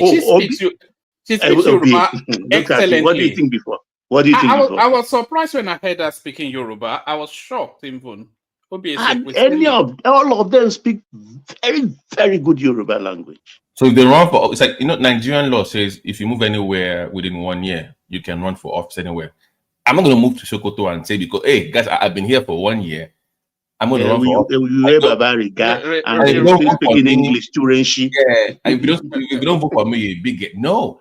Remember Deborah Samuel. Don't go to no, but to the point, beyond what is on paper, culture plays a major role. People have to understand their leader. If you're a governor and you go to the market and you require an interpreter to interpret for you as a governor, I don't want you there. You go to Babolosha market, or you go to Mushi market, then you are speaking Uimbo, or you go to Ebuteru. Baba, if you remember that time that you referred to just now, you remember that Zeke used to win in Lagos. I think it was representing Aduremi. You almost become a prime minister. And then there's another Igbo guy that time. You should watch old clips of Ojukwu speaking Yoruba. The guy speaks like he speaks Yoruba. I say a lot of them Yoruba fluently. All of them. What are you saying? Emmanuel, there's another guy that time, Emmanuel Ebu DK or something like that. Also won in Ebube DK, yes. So a lot of them used to win in the Southwest that time. Yes, especially good Lagos. Language, command of it, and the Yorubas always I can't hear why he's just being sarcastic with his question. How can you? No, I'm not. Hold on. In your own state, somebody that claims to be your indigene want to be your governor and it cannot doesn't understand your culture, doesn't understand anything about you. Is that the question you're asking? Is that the kind of question that you'll be asking? Hold on. What do you mean by and then? Don't you know that politics is local? Listen. So if politics is local, so that is not really your business. Let's say, for example, if a pure Yoruba speaking person is contesting with somebody that does not understand Yoruba, then it should be advantage to him, right? So if people are going to vote for him because he speaks Yoruba, nobody is stopping him from contesting. Hold on, let me say something. Hold on. You guys got to be open for a little bit of vetting. There are countries, for example, country like Canada, right? Because English and French is the language of instruction. It is compulsory before you can be Prime Minister of Canada. You must be able to speak both language fluently. In the case of Nigeria, they could have put it in constitution. Listen, if you cannot speak Yoruba, Hausa, Igbo, you can't be president of Nigeria. They can do that, but we don't have that, right? So the language of instruction in Nigeria, I know, the word no, is English language. I don't really know of a state that make it compulsory. Part of the language of instruction must be the local language. So that's why I was asking. So clarification. Let me finish this. If the law in Lagos, they have the law that says you must be able to speak Yoruba to become the governor before you can hold any position in Lagos, then so shall it be. But if we don't have law that support that, let who want to contest. Some children are Yoruba. You can contest. Nobody is going. You are missing the point. You can contest. Nobody's buying you from contesting, even if you don't speak Yoruba. The issue is that beyond not being able to speak Yoruba fluently, it was even denigrating the culture. Tradition is even beyond not speaking fluently. Is action towards hostility towards the culture that it claims is is part of. Yeah, I understand that politics too. I understand that part of it, right? So I usually say this, like, if you want to govern people, you got to understand the culture, how the people, how you can. You got. Although having said that, the middle class Lagosians, especially the Yorubas, they don't speak Yoruba. But they will not go around denigrating the culture if they're running for office, one man. Yeah, they won't denigrate the culture. That's the issue right there. That's the issue right there. I've experienced them before. I speak to them in Yoruba. They reply me in English. Where did you get that one that you just said that? It's a concern, Everybody's talking about it now. They don't speak Yoruba. The middle class 20, 30-year-olds, they don't speak Yoruba. Yeah, I used to grow up. I used to grow up with somebody that knows putting him as a middle class person. Can you put Omar? Can you put a number to it? Would you say 50% of middle class or 40%, or are you saying 85 to 90%? No, I wouldn't go 85 to 90. Maybe 30, 35, probably thereabout. The only place I really know the language is very strong. If you don't speak it, you gotta run into trouble. It's in the north, especially the corn north. Like if you don't, because majority of people don't even understand English. The same appears to be the east and everywhere else. Let's not. I don't think if I was half Igbo and I go to Abia to run for office and I can barely speak the language and I say my BOI is fetish and diabolic, they will vote for me. When you get to the market, you say, "Hi, mama. Hi, papa. How you doing?" Imagine me going to Abia and say, "Oh, I am half Igbo from Abia State."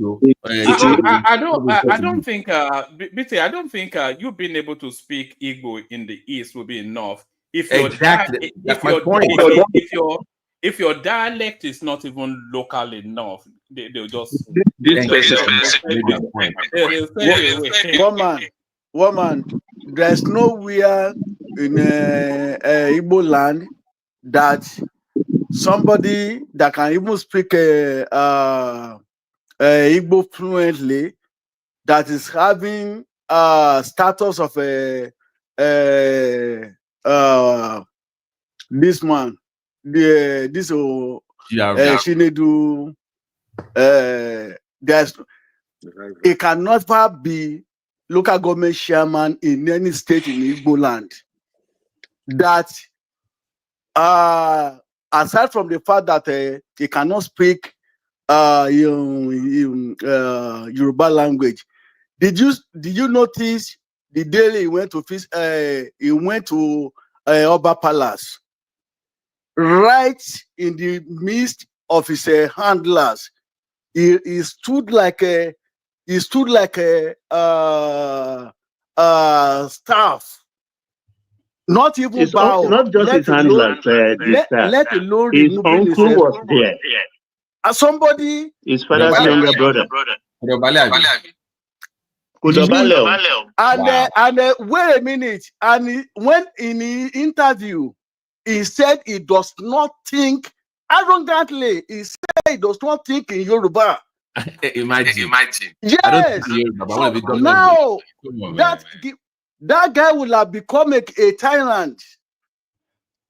And apart from the fact that this is somebody that did not have any experience, and you want to hand over the biggest state in Nigeria to a novice.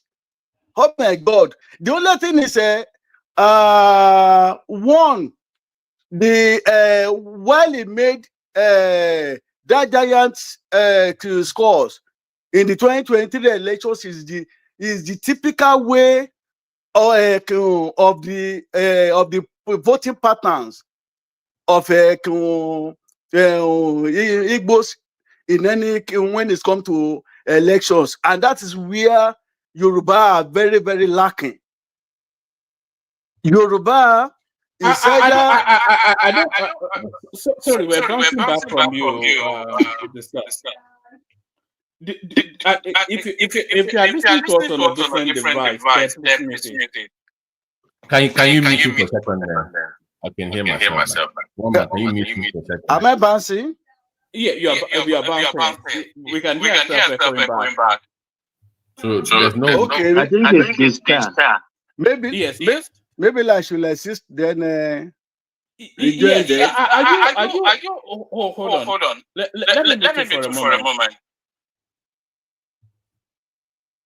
Okay. I think you have YouTube opened in one tab, and then you are in the studio in a different tab, so it's bouncing off each other. That's what's going on. So maybe mute something. All right. All right. Let me play you this clip. There has been that robust response from even the Yoruba social cultural group of Fenife, saying that you are a true Lagosian, and like you have said, your family dates back, 5 generations.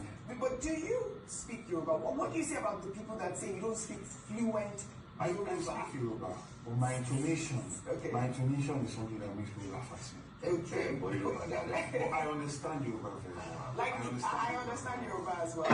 I understand Yoruba as well, but speaking Yoruba, Yoruba. Not really. Okay, right? Not really. But also, it really helped that I school level for so long. Yeah. Right? But I'm learning, I want to go and make a fluent speech in Yoruba. Maybe it's on my inauguration day. Where are you learning your Yoruba? My teacher. Oh, you have a teacher. Do you think it's necessary? It's extremely important. Unbelievable stuff. He's learning Yoruba from his teacher. He went to school abroad. Can you imagine that? You don't need anybody to teach you. If you speak with the people, hang out with them for long, go to the hood, go to the areas where you can learn. Forget it having some tutor somewhere. You learn from interacting with people on a daily basis. You can pick it up within 6-9 months if he really wants to do it. All he has to do is really, like BT, you said, to just go into the Yoruba. Yeah, but what about the intonation, though? Would he have the intonation? You're calling the problem. That's not the problem. But if you just have to flow with it, and at times even that accent could help him too. If he doesn't have it, the Yorubas are very forgiving, and I feel also in they will laugh, but they will accept it. Exactly. But and you need to address the culture. One man, he also had to address what he said about your this fetish. He needs to address that. Because he called your fetish, didn't he? You need to address that. So, and that is what we also there in Lagos. When it comes to those traditions, we don't play with it, particularly the Adamu Risha. Yes, GBADEBO is make you go rest, I beg. I don't know who deceived him and say he wants to make him an Ogboni chief. I mean, is it like what he vote or is it still there? I heard more man reading the story about the Oba coming out to say it wasn't the legitimate. I don't think it's authoritative. Somebody somewhere is just playing rascality with him. So because with that look, beginning, there is no English language format. When you want to enter a lady or the worship house, Onile Mokago, they answer you Agoyao. We enter, they want to chorus a song. Omeriwo, let's forget. There is a pattern of worship.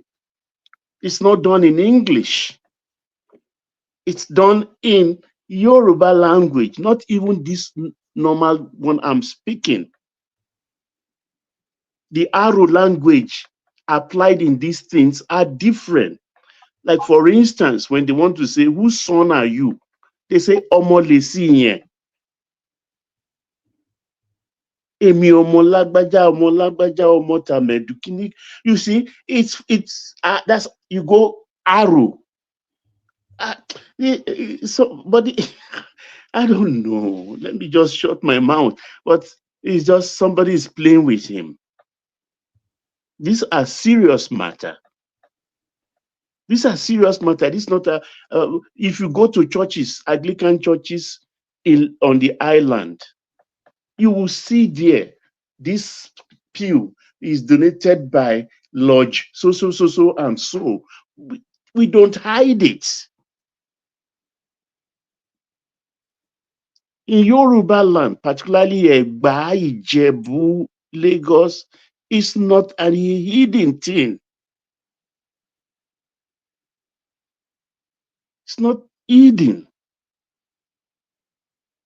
So whoever is deceiving him, because I've been seeing him, when I start seeing him wearing white, the bead, And this thing, I just know, I thought it's a serious thing. Maybe he is really trying to blend and thing, but coming out now with Is he wearing it to resonate like your space or the Ogboni space? Why is he wearing those beads? That white. You mean before? Oh man, by me. You know he's been wearing this white something. One man, by me. Oh man, differ. Exactly. Like Okay. it means me. I don't wear black for that reason. Everything I wear has to be bright colors, not white necessarily. I think you told us that once. So you are forbidding some food as well. Yeah, some food. So maybe I wear Oba color. Once it different, what to be wearing all the time. Also, his beddings, everything will be like that. Yeah. So it's very unfortunate. He's not ready to start yet. When he's ready to start, but the curious thing is, 2027 opens up for him because he's the only recognizable name that will be on that ballot. You mean for LP? No, for the landscape. Whoever APC presents is going to be a new name that has to introduce himself. Whoever Jando has already left. Man, stop. Oh man, can I add man, stop. BT, stop. Let me just say this, BT. Yeah. In terms of name recognition, interpret this one for them because I don't know how to. Tabajua bebe soke ni gba ibi pelebe. You can help me there because my English is not Shakespearean. One man doesn't know what bebe means now. No, one man is British Yoruba. He speaks. Look at this guy. Yeah, look at this guy. I understand fully. If you throw a feather up, it will land on his. Not feather. Bebe is not feather. Well, that's the closest metaphor. Now, kilo you buy bebe. Wow, one man. We call it fan. Hand fan. All right. Native hand fan. See,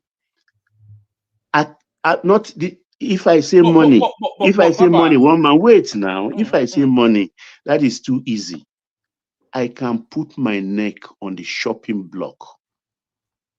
If GBADEBO gets 20% of Lagos State votes, cut my neck. But Baba, he will have the biggest name recognition in that election. Woman, this is not. Look. That nonsense they did. They've empowered the spirit. Because he has not stopped campaigning since 2023.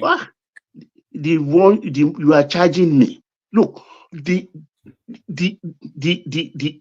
last election, that aberration, they rub our noses in the dust by repeating it. Tinubu lost Lagos. They forgot that 14 days thereafter, when Tinubu lost Lagos with just 10,000 votes, Sanwo-Olu beat combined GBADEBO and the other PDP guy. Sanwo-Olu Jando beat them 6 times over. 2 weeks later. That is Lagos politics. That is Yoruba standing. That will repeat itself in the form of Pro-Max in 2027. Sorry, Baba, let me ask you. Context. Sorry for taking you back. That cloth that is wearing, that white cloth, I think there was a governor in southwestern state also that used to wear that white before. Do you know? Do you mean white? Yes. It's common in Yoruba land now. No, that was the governor. Just the governor was even during this republic that used to wear it like that. Aregbesola. Aregbesola. But nobody tagged Aregbesola as being an Ogboni or something like that now.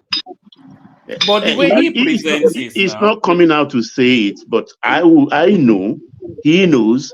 Any typical person will know that something is up somewhere for somebody to be wearing white every day. That was my question. That's my question. Okay? So if it's that knee deep in the culture.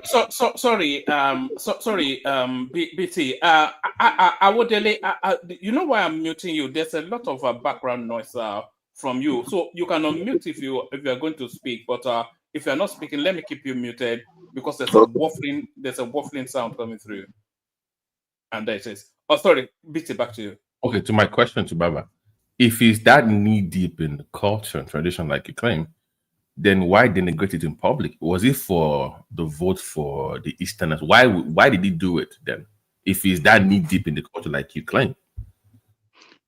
The thing is that it's somebody, so like his handlers, somebody says they're advising him the way to go. That this is the path, this is the path. You have to be strong enough because in truth, Nigerian politics, more so Southwest politics, is the most dangerous of all. It comes with what we call jazz. It's diabolical. Very diabolical. Baba, let me give you. Let me. Sorry for targeting. Not only Southwest, though. Go ahead. To be honest, Nigerian politics. If you remember the story of the Obatala Adeyemi and this Bode Thomas Magbo. You remember? More only that one. When it was removed, you remember that Akintola lost his first child. Awolowo lost his first child. Oba Adesoji Aderemi lost his first child. You understand? And Yoruba politics is dangerous. When I've seen somebody use one fire mulare alive, and they will drain your blood. You think it's not a child's play. Before you appear on a campaign podium, Nigerian politics, more so Southwest politics, Yoruba politics is very, very dangerous. The governor of state, we need to do better. Tony Babateba say governor and Lati Bowo because the judge of it's true now. If you sit down that seat on that Monday, people can just chime in. By the way, I think Baba's just opened it up. Yes. So is it possible is it possible to run for office, not local government, about state assembly, state governor, without getting involved in any secret cult society? Is it possible in Nigeria? I don't think it's possible in. They say Tinubu has a magic wand, and I think he behaves that woman. That's the way he acts. Like and that hand that he throws up, a lot of people will tell you that there's more to that hand that he throws up all the time than even the hat. Even the hat. He said, "Well, that head guy." And I know that it's alleged that the Oni, anytime that he opens a secret door and it goes in on behalf of Tinubu, the Oni. Really? Okay. That rumor has it. Yeah, because the way which of the Oni, this new one. This new one. I forgot about that. Before he came in, what was happening? Before he became a Johnny, I beg you. There's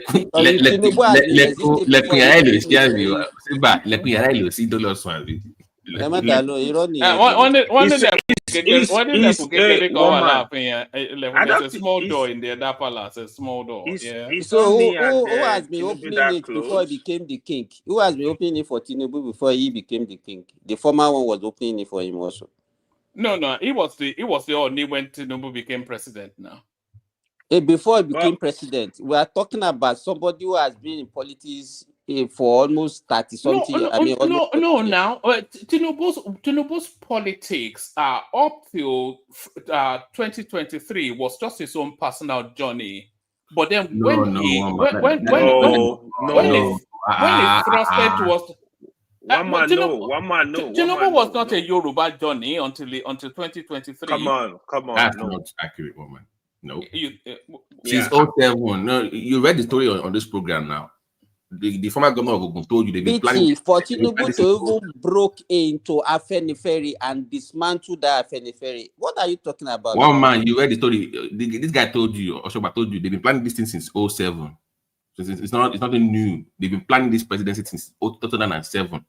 So what believe it? I thought that was an afterthought. That's what the man. No, I mean, if we line it up, align now. So this guy that was. But Tinubu said they came to convince him a year to the election that he must run. So it's no. Hold on. It seems you guys don't follow the politics. One man, you know you are a British man. Don't worry, I will explain to you. Tinubu, from me, right? Tinubu started not see the ambition to become president a long time ago. If you follow the politics of Tinubu, then after Buhari became president, he was very active. He was destroy all his opponent. If he see you as opponent in 2023, we cut. Remember one man was supposed to be. I'll give you an example. Remember, let me give him an example. Let me give you the people I know. This is not a rumor. Like Rocha Sokorocha, he wanted to install his son-in-law as governor of Imo State. Tinubu was instrumental for that guy not to become the governor.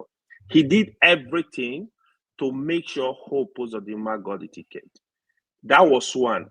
The fight you saw in Rivers State between Wike and APC, Tinubu was involved. He made sure Rotimi Amechi will not install a governor in Rivers State.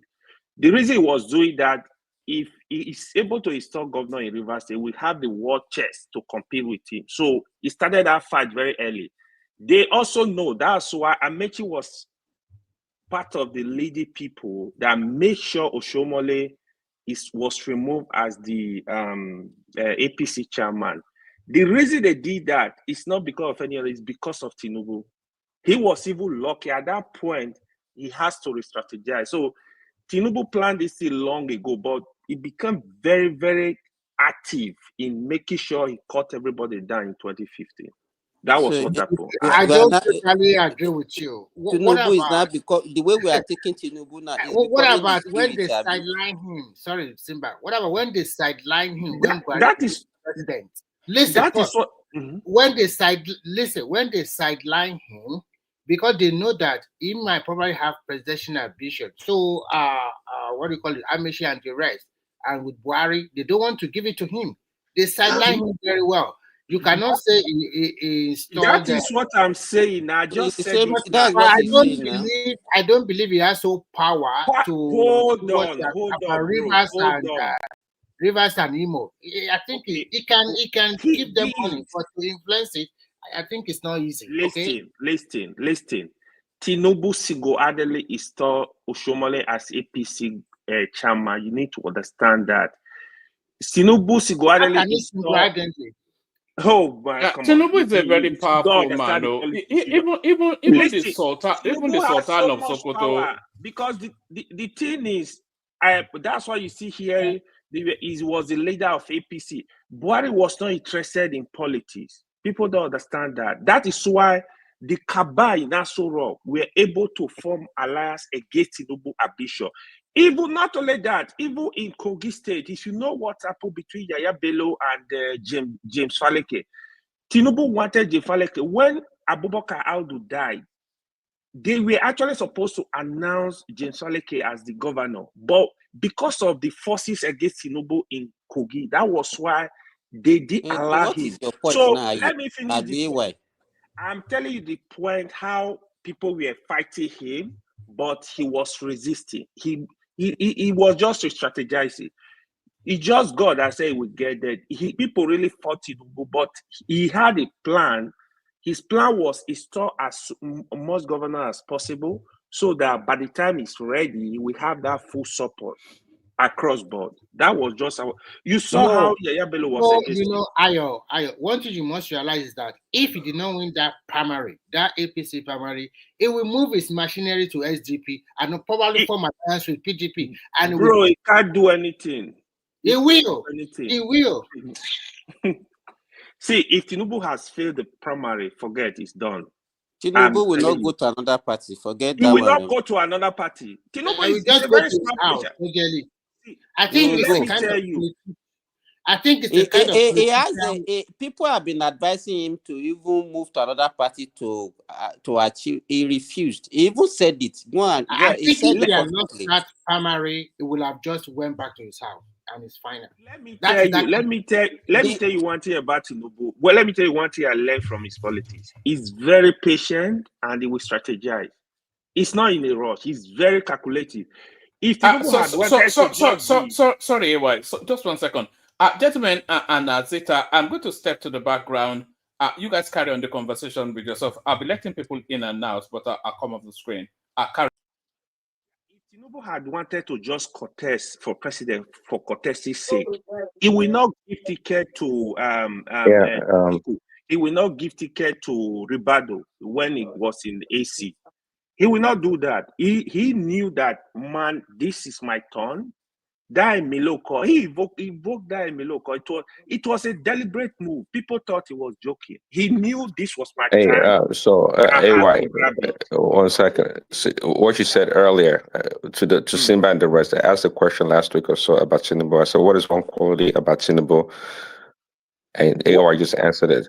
It's patience. Tinubu is he's patient. very patient. If you know Tinubu is very patient. And that is strength. That is strength that a lot of people like Eric probably don't have. Yeah. He will strategize. Tinubu could have had issue with Buhari during his first term and said, listen, I'm not supporting you. But he was patient. That is something I learned from him. He's very patient. Like, he knows how to calculate. He will watch you and be patient. That is why you don't see him with a lot. Tinubu walk across party line.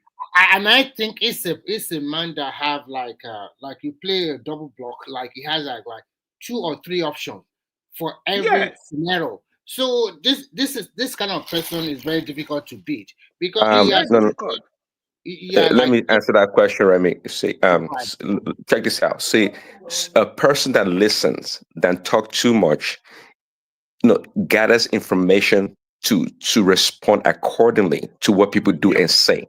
Okay, because he's patient and he listens. If you work in sales, your customers, what they tell you is their solution, but they themselves don't know. It's up to you to use that information to solve their problem, but they will tell you. So let's not turn Tinubu into a god. Okay, the man is smart, is brilliant, politician, but he is patient and he listens and he uses what they give him to defeat him. I'm not turning into God. I'm just trying to tell you that he's a man not you personally. I'm just saying general. Scenario for each particular situation, and he was able to study the terrain very well. And this is a man that plans. He's a good politician that knows that. Okay, this is Prince Daddy, and this Prince Daddy in the next 5 years. Where is my turn, Seth?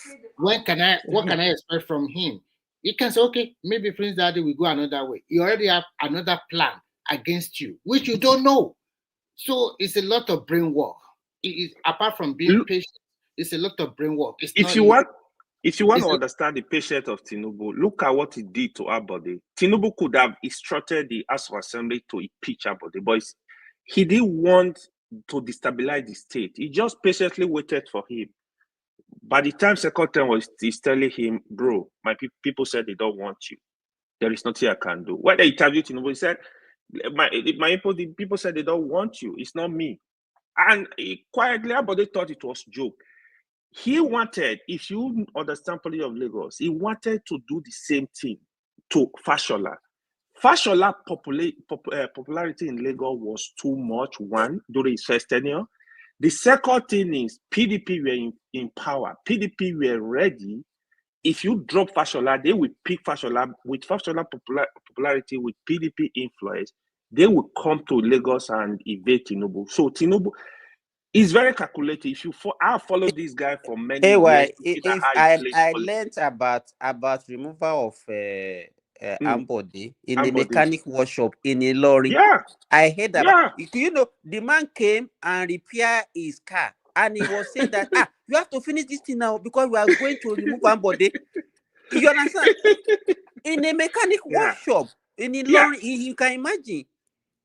Tinubu, he had power to remove Abode as governor. He would just tell the House of Assembly, hey, do you know what finished Ambode totally? That option A for the deed in their Lagos State primary. See people just it was deliberate now. It was deliberate. They really humiliated it. He shouldn't have contested for that primary. That is politician anymore. So but this is national. This is national politics. Nobody is actually indispensable. The Nigerians can remove Tinubu if we want to. So of course, why not? So they say better candidate. If they see a better candidate, they can remove him. So, and this candidate that they must talk must come from the south, and it must be very good. Zita, if you want to talk, you can talk. There's no. It must be somebody that. So if you want to come in, you can come in. It must be somebody that appeal nationally. And it must be somebody that we in Nigeria can see. So you people have finished talking your own. You did your monologue. When you get to my turn, you say I can just be talking. Remy, can you please let Zita speak? Please, okay, I beg. Go ahead now, no problem. Okay, what should I speak? Don't ask us for the topical. I see now. You disappoint me. This madam is still Jare, make she go sleep again. Zita, don't ask us for what are you people discussing. I should ask now. You want me to just start talking? Oh God! Okay. I wasn't listening. Yeah, let me say this. People that want to argue, see, if when it comes to politics, bro, you gotta respect that guy. Give him some slack. When it comes to governor, I will criticize Tinubu. In Kogi State, that Yaya Bello, when he saw what they wanted to make. Talking? No, I wanted to finish up. Sorry, yeah. When Yaya Bello wanted to make Faleke the deputy governor, Tinubu told Faleke, no, don't accept, go and sit down. The second tenure of Yaya Bello, Faleke traveled to US. I'm telling you his side story. Tinubu instructed Faleke to move, go and work for Yaya Bello. That is how patient this guy can be, but he knows where he's going. He's very calculative. That's one thing I learned from him. He has that patience to understand that, look, be patient, don't worry, like this way we're going. It is good with Nigerian politics. Yeah, Atiku is also good, but the problem 2023 Atiku really disappointed me, because if you want to really look at it, Atiku was supposed to choose Wike as vice president, because Wike would have given Atiku more votes. If Atiku had choosing Wike will not work for Tinubu. So Atiku made a very big error there. Choose Wike. When you win the as president, just put him in the backstage, man. Kick him out.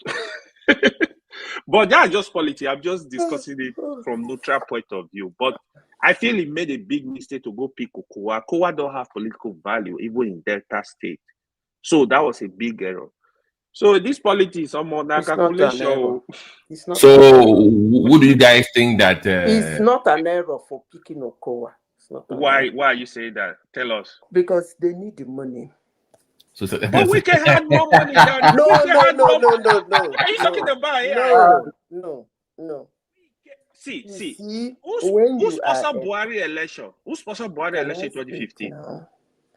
Okay, go ahead. It is you are a candidate. You need two things. Somebody you can tolerate, and somebody who can bring the money. You don't want them to be in Aso Rock.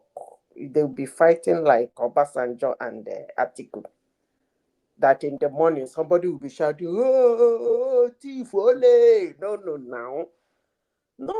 Not. Look at the date. We are in 2025 now. Those things should not be happening. So Okowa had money more than Wike in Rivers. Is that what he's telling us? Yes. Get what he says. He said you have to balance the money and somebody but that you can. People, I told you people I was in oil and gas. That get money past Rivers. Which one will that they talk now? No, just listen now. She has a point, because I think Atiku, Not AI, really. That even one not beyond the the culture. money. Hold on, What hold they on, do please. with the money, I don't know. But Yeah, but when I'm it saying comes to allocation, their own is bigger. AI, I'm saying even beyond the funds. I think Atiku sees himself in Wiki. He doesn't want the repeat of, like if you are one, he doesn't want that repeat of OBJ on himself, where you have a very strong number two. He cannot control Wiki. Wiki is not something that he cannot see. Obasanjo, no. I disagree. I disagree. Wiki, Obasanjo, let me say this. Obasanjo gave that power to Atiku. He didn't. Obasanjo He didn't give it. Let me tell What are you, you talking Atiku has about? the power. Which power to It's not Atiku? Obasanjo that gave him that power. See, Forget about it. Nigeria president can make the vice useless if he wants. So why the vice does not have constitutional power? If OBJ tried and failed with Atiku, that's the point we're making. I will tell you why he did not fail. That is what people did not understand. I will tell you why he did not fail. See, let me say this. Obasanjo trusted Atiku first tenure. He allowed It's him not to a head matter a of lot. trust. It was an arrangement that they had. Forget it. Listen, It's I've not said it's this not here a trust. before. It's not about trust. We forget so soon what Obasanjo Maybe he doesn't know. Well, Obasanjo did not give it to Atiku. What Obasanjo did was that when he became president, it was actually when Nigeria was actually escaping from the world map. So he was busy going around the world trying to reintroduce Nigeria to the world. While Atiku was busy stealing everywhere. Actually, what the job Obasanjo gave to Atiku was privatization. But by the time he came back, after gallivanting and junketing around the world, when he came back, Atiku was the first sitting leader in Nigeria that introduced the bribery of the National Assembly. I can never forgive him for that. That's why I said he can never be the president of this country. He started bribing the National Assembly. Go and check your history. Now, if you want to introduce a bill or the president wants to do something, he has to give them some money. It was Atiku because he wanted to kick Obasanjo out. Obasanjo knelt down and begged Atiku now. Have you people forgotten? That's why he refused to forget. No, we didn't forget. If you remember, even at one point, Atiku had the Senate and the House of Rep ready to move into you. He finished the guy before the guy will come back. Atiku is so dumb. He would have done that in a smarter way. But that's why the way. What's the interviews? Which we talking? What's the interviews of those senators back then? Even Kalu said they had the numbers to remove OBJ. But Atiku chose not to. He could have if he wanted to remove him in 03.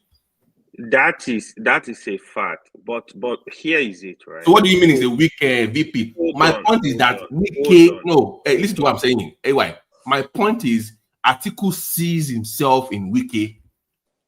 You see my point? I get your point. Capable of that, so he doesn't want a repeat of what he did or what he could have done. Wiki will run him over. That's the point. What I'm trying to explain to you guys, right? Today, Tinubu understands the politics. So because of that, that's why he's not giving Shettima any room to do anything. No. Hold on. In the case of Atiku and Obasanjo, don't forget, Obasanjo and Atiku, they belong to the Yaradua group, the Kaduna Mafia. So that is the connection in the first place. So there was some level of trust. This guy got my back. Obasanjo gave Atiku free hand to operate as vice president. We can get into power today. If we can get power to Atiku, you just tell you don't put him anywhere. Like that is what Tinubu is doing to Shettima now. When you hear people are crying, nothing more. You can actually the vice president is the president that makes them powerful. It's just like governor and deputy governor in Nigeria. How many deputy governors did you hear? Like so governor that will give them the power. Atiku winning over the House and Senate. That was OBJ doing, Abi. That was OBJ mistakes. Not only that, Atiku also controlled the governors of the PDP then.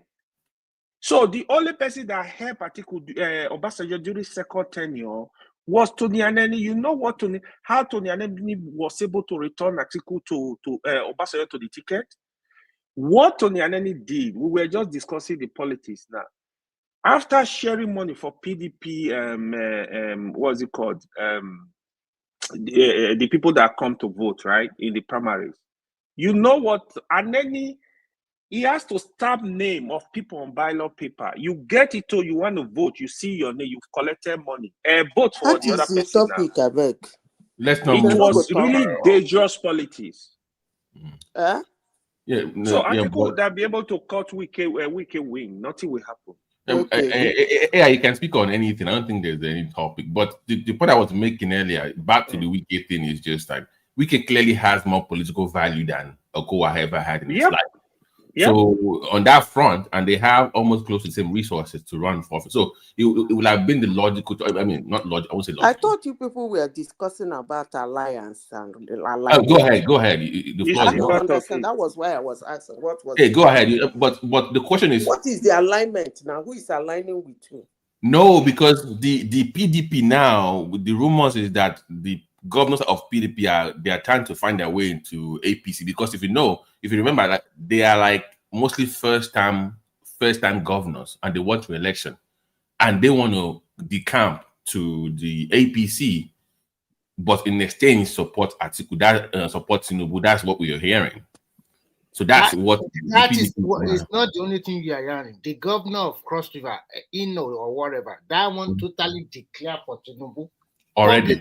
Akwa Ibom, not Cross River. Akwa Ibom, sorry, publicly. And, so that's the thing now. Like, what happens to the future of PDP? And another thing is that yesterday, Bala Mohammed poster all over Bauchi for presidency. And I think he's trying to pull, probably maybe Makinde will be VP.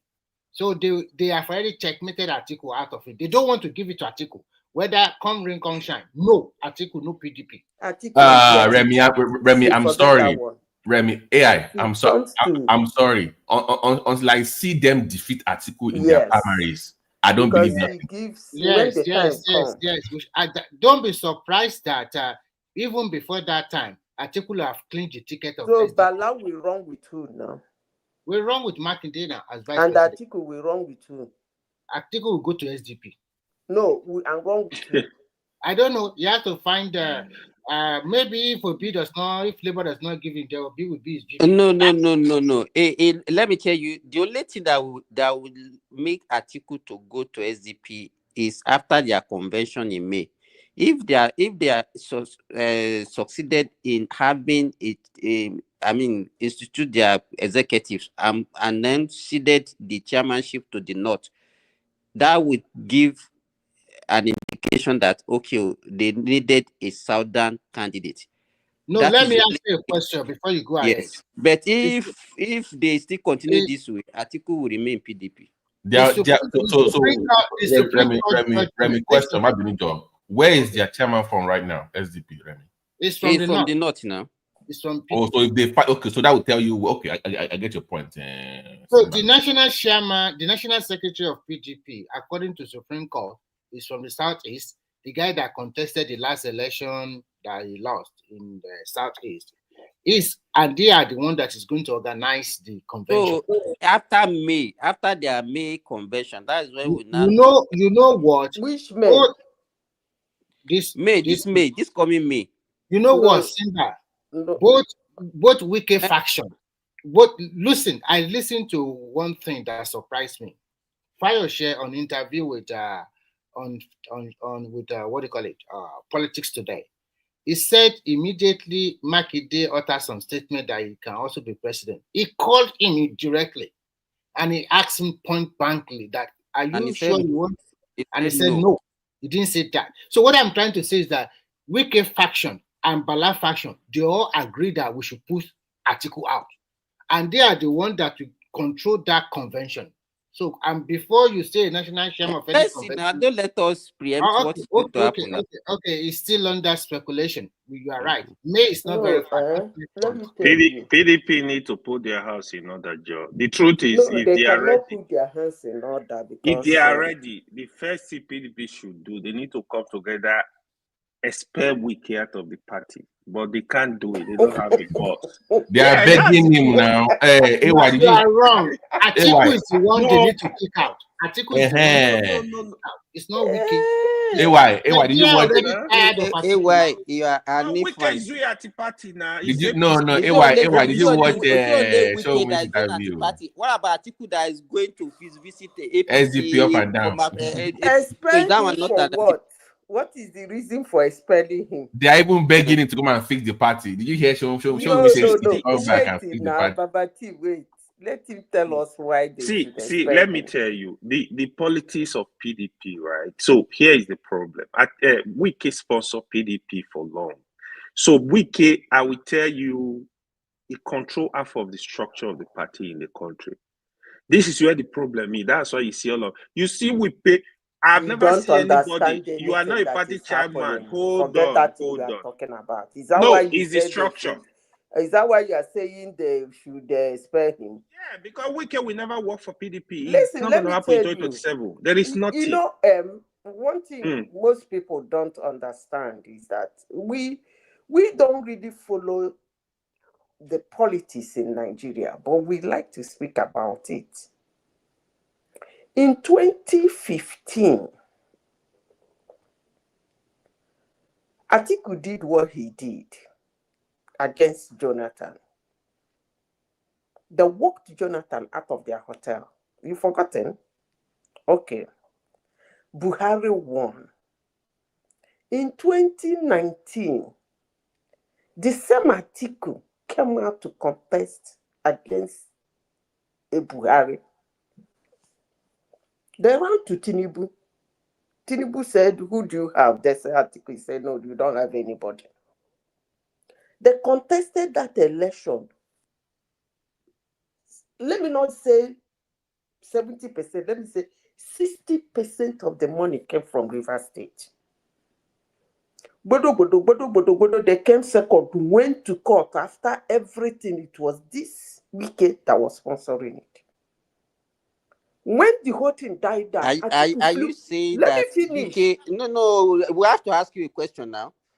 So are you saying that River State was a sponsor, Wiki sponsor Buhari election? Is that what you are telling us? No, I said Atiku's election in 2019.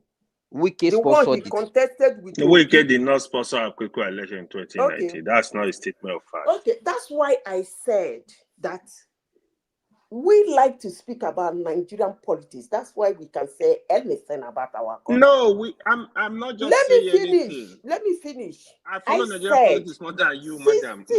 Listen to me. 60 or 70% of the financing of that 2019 election came from River State.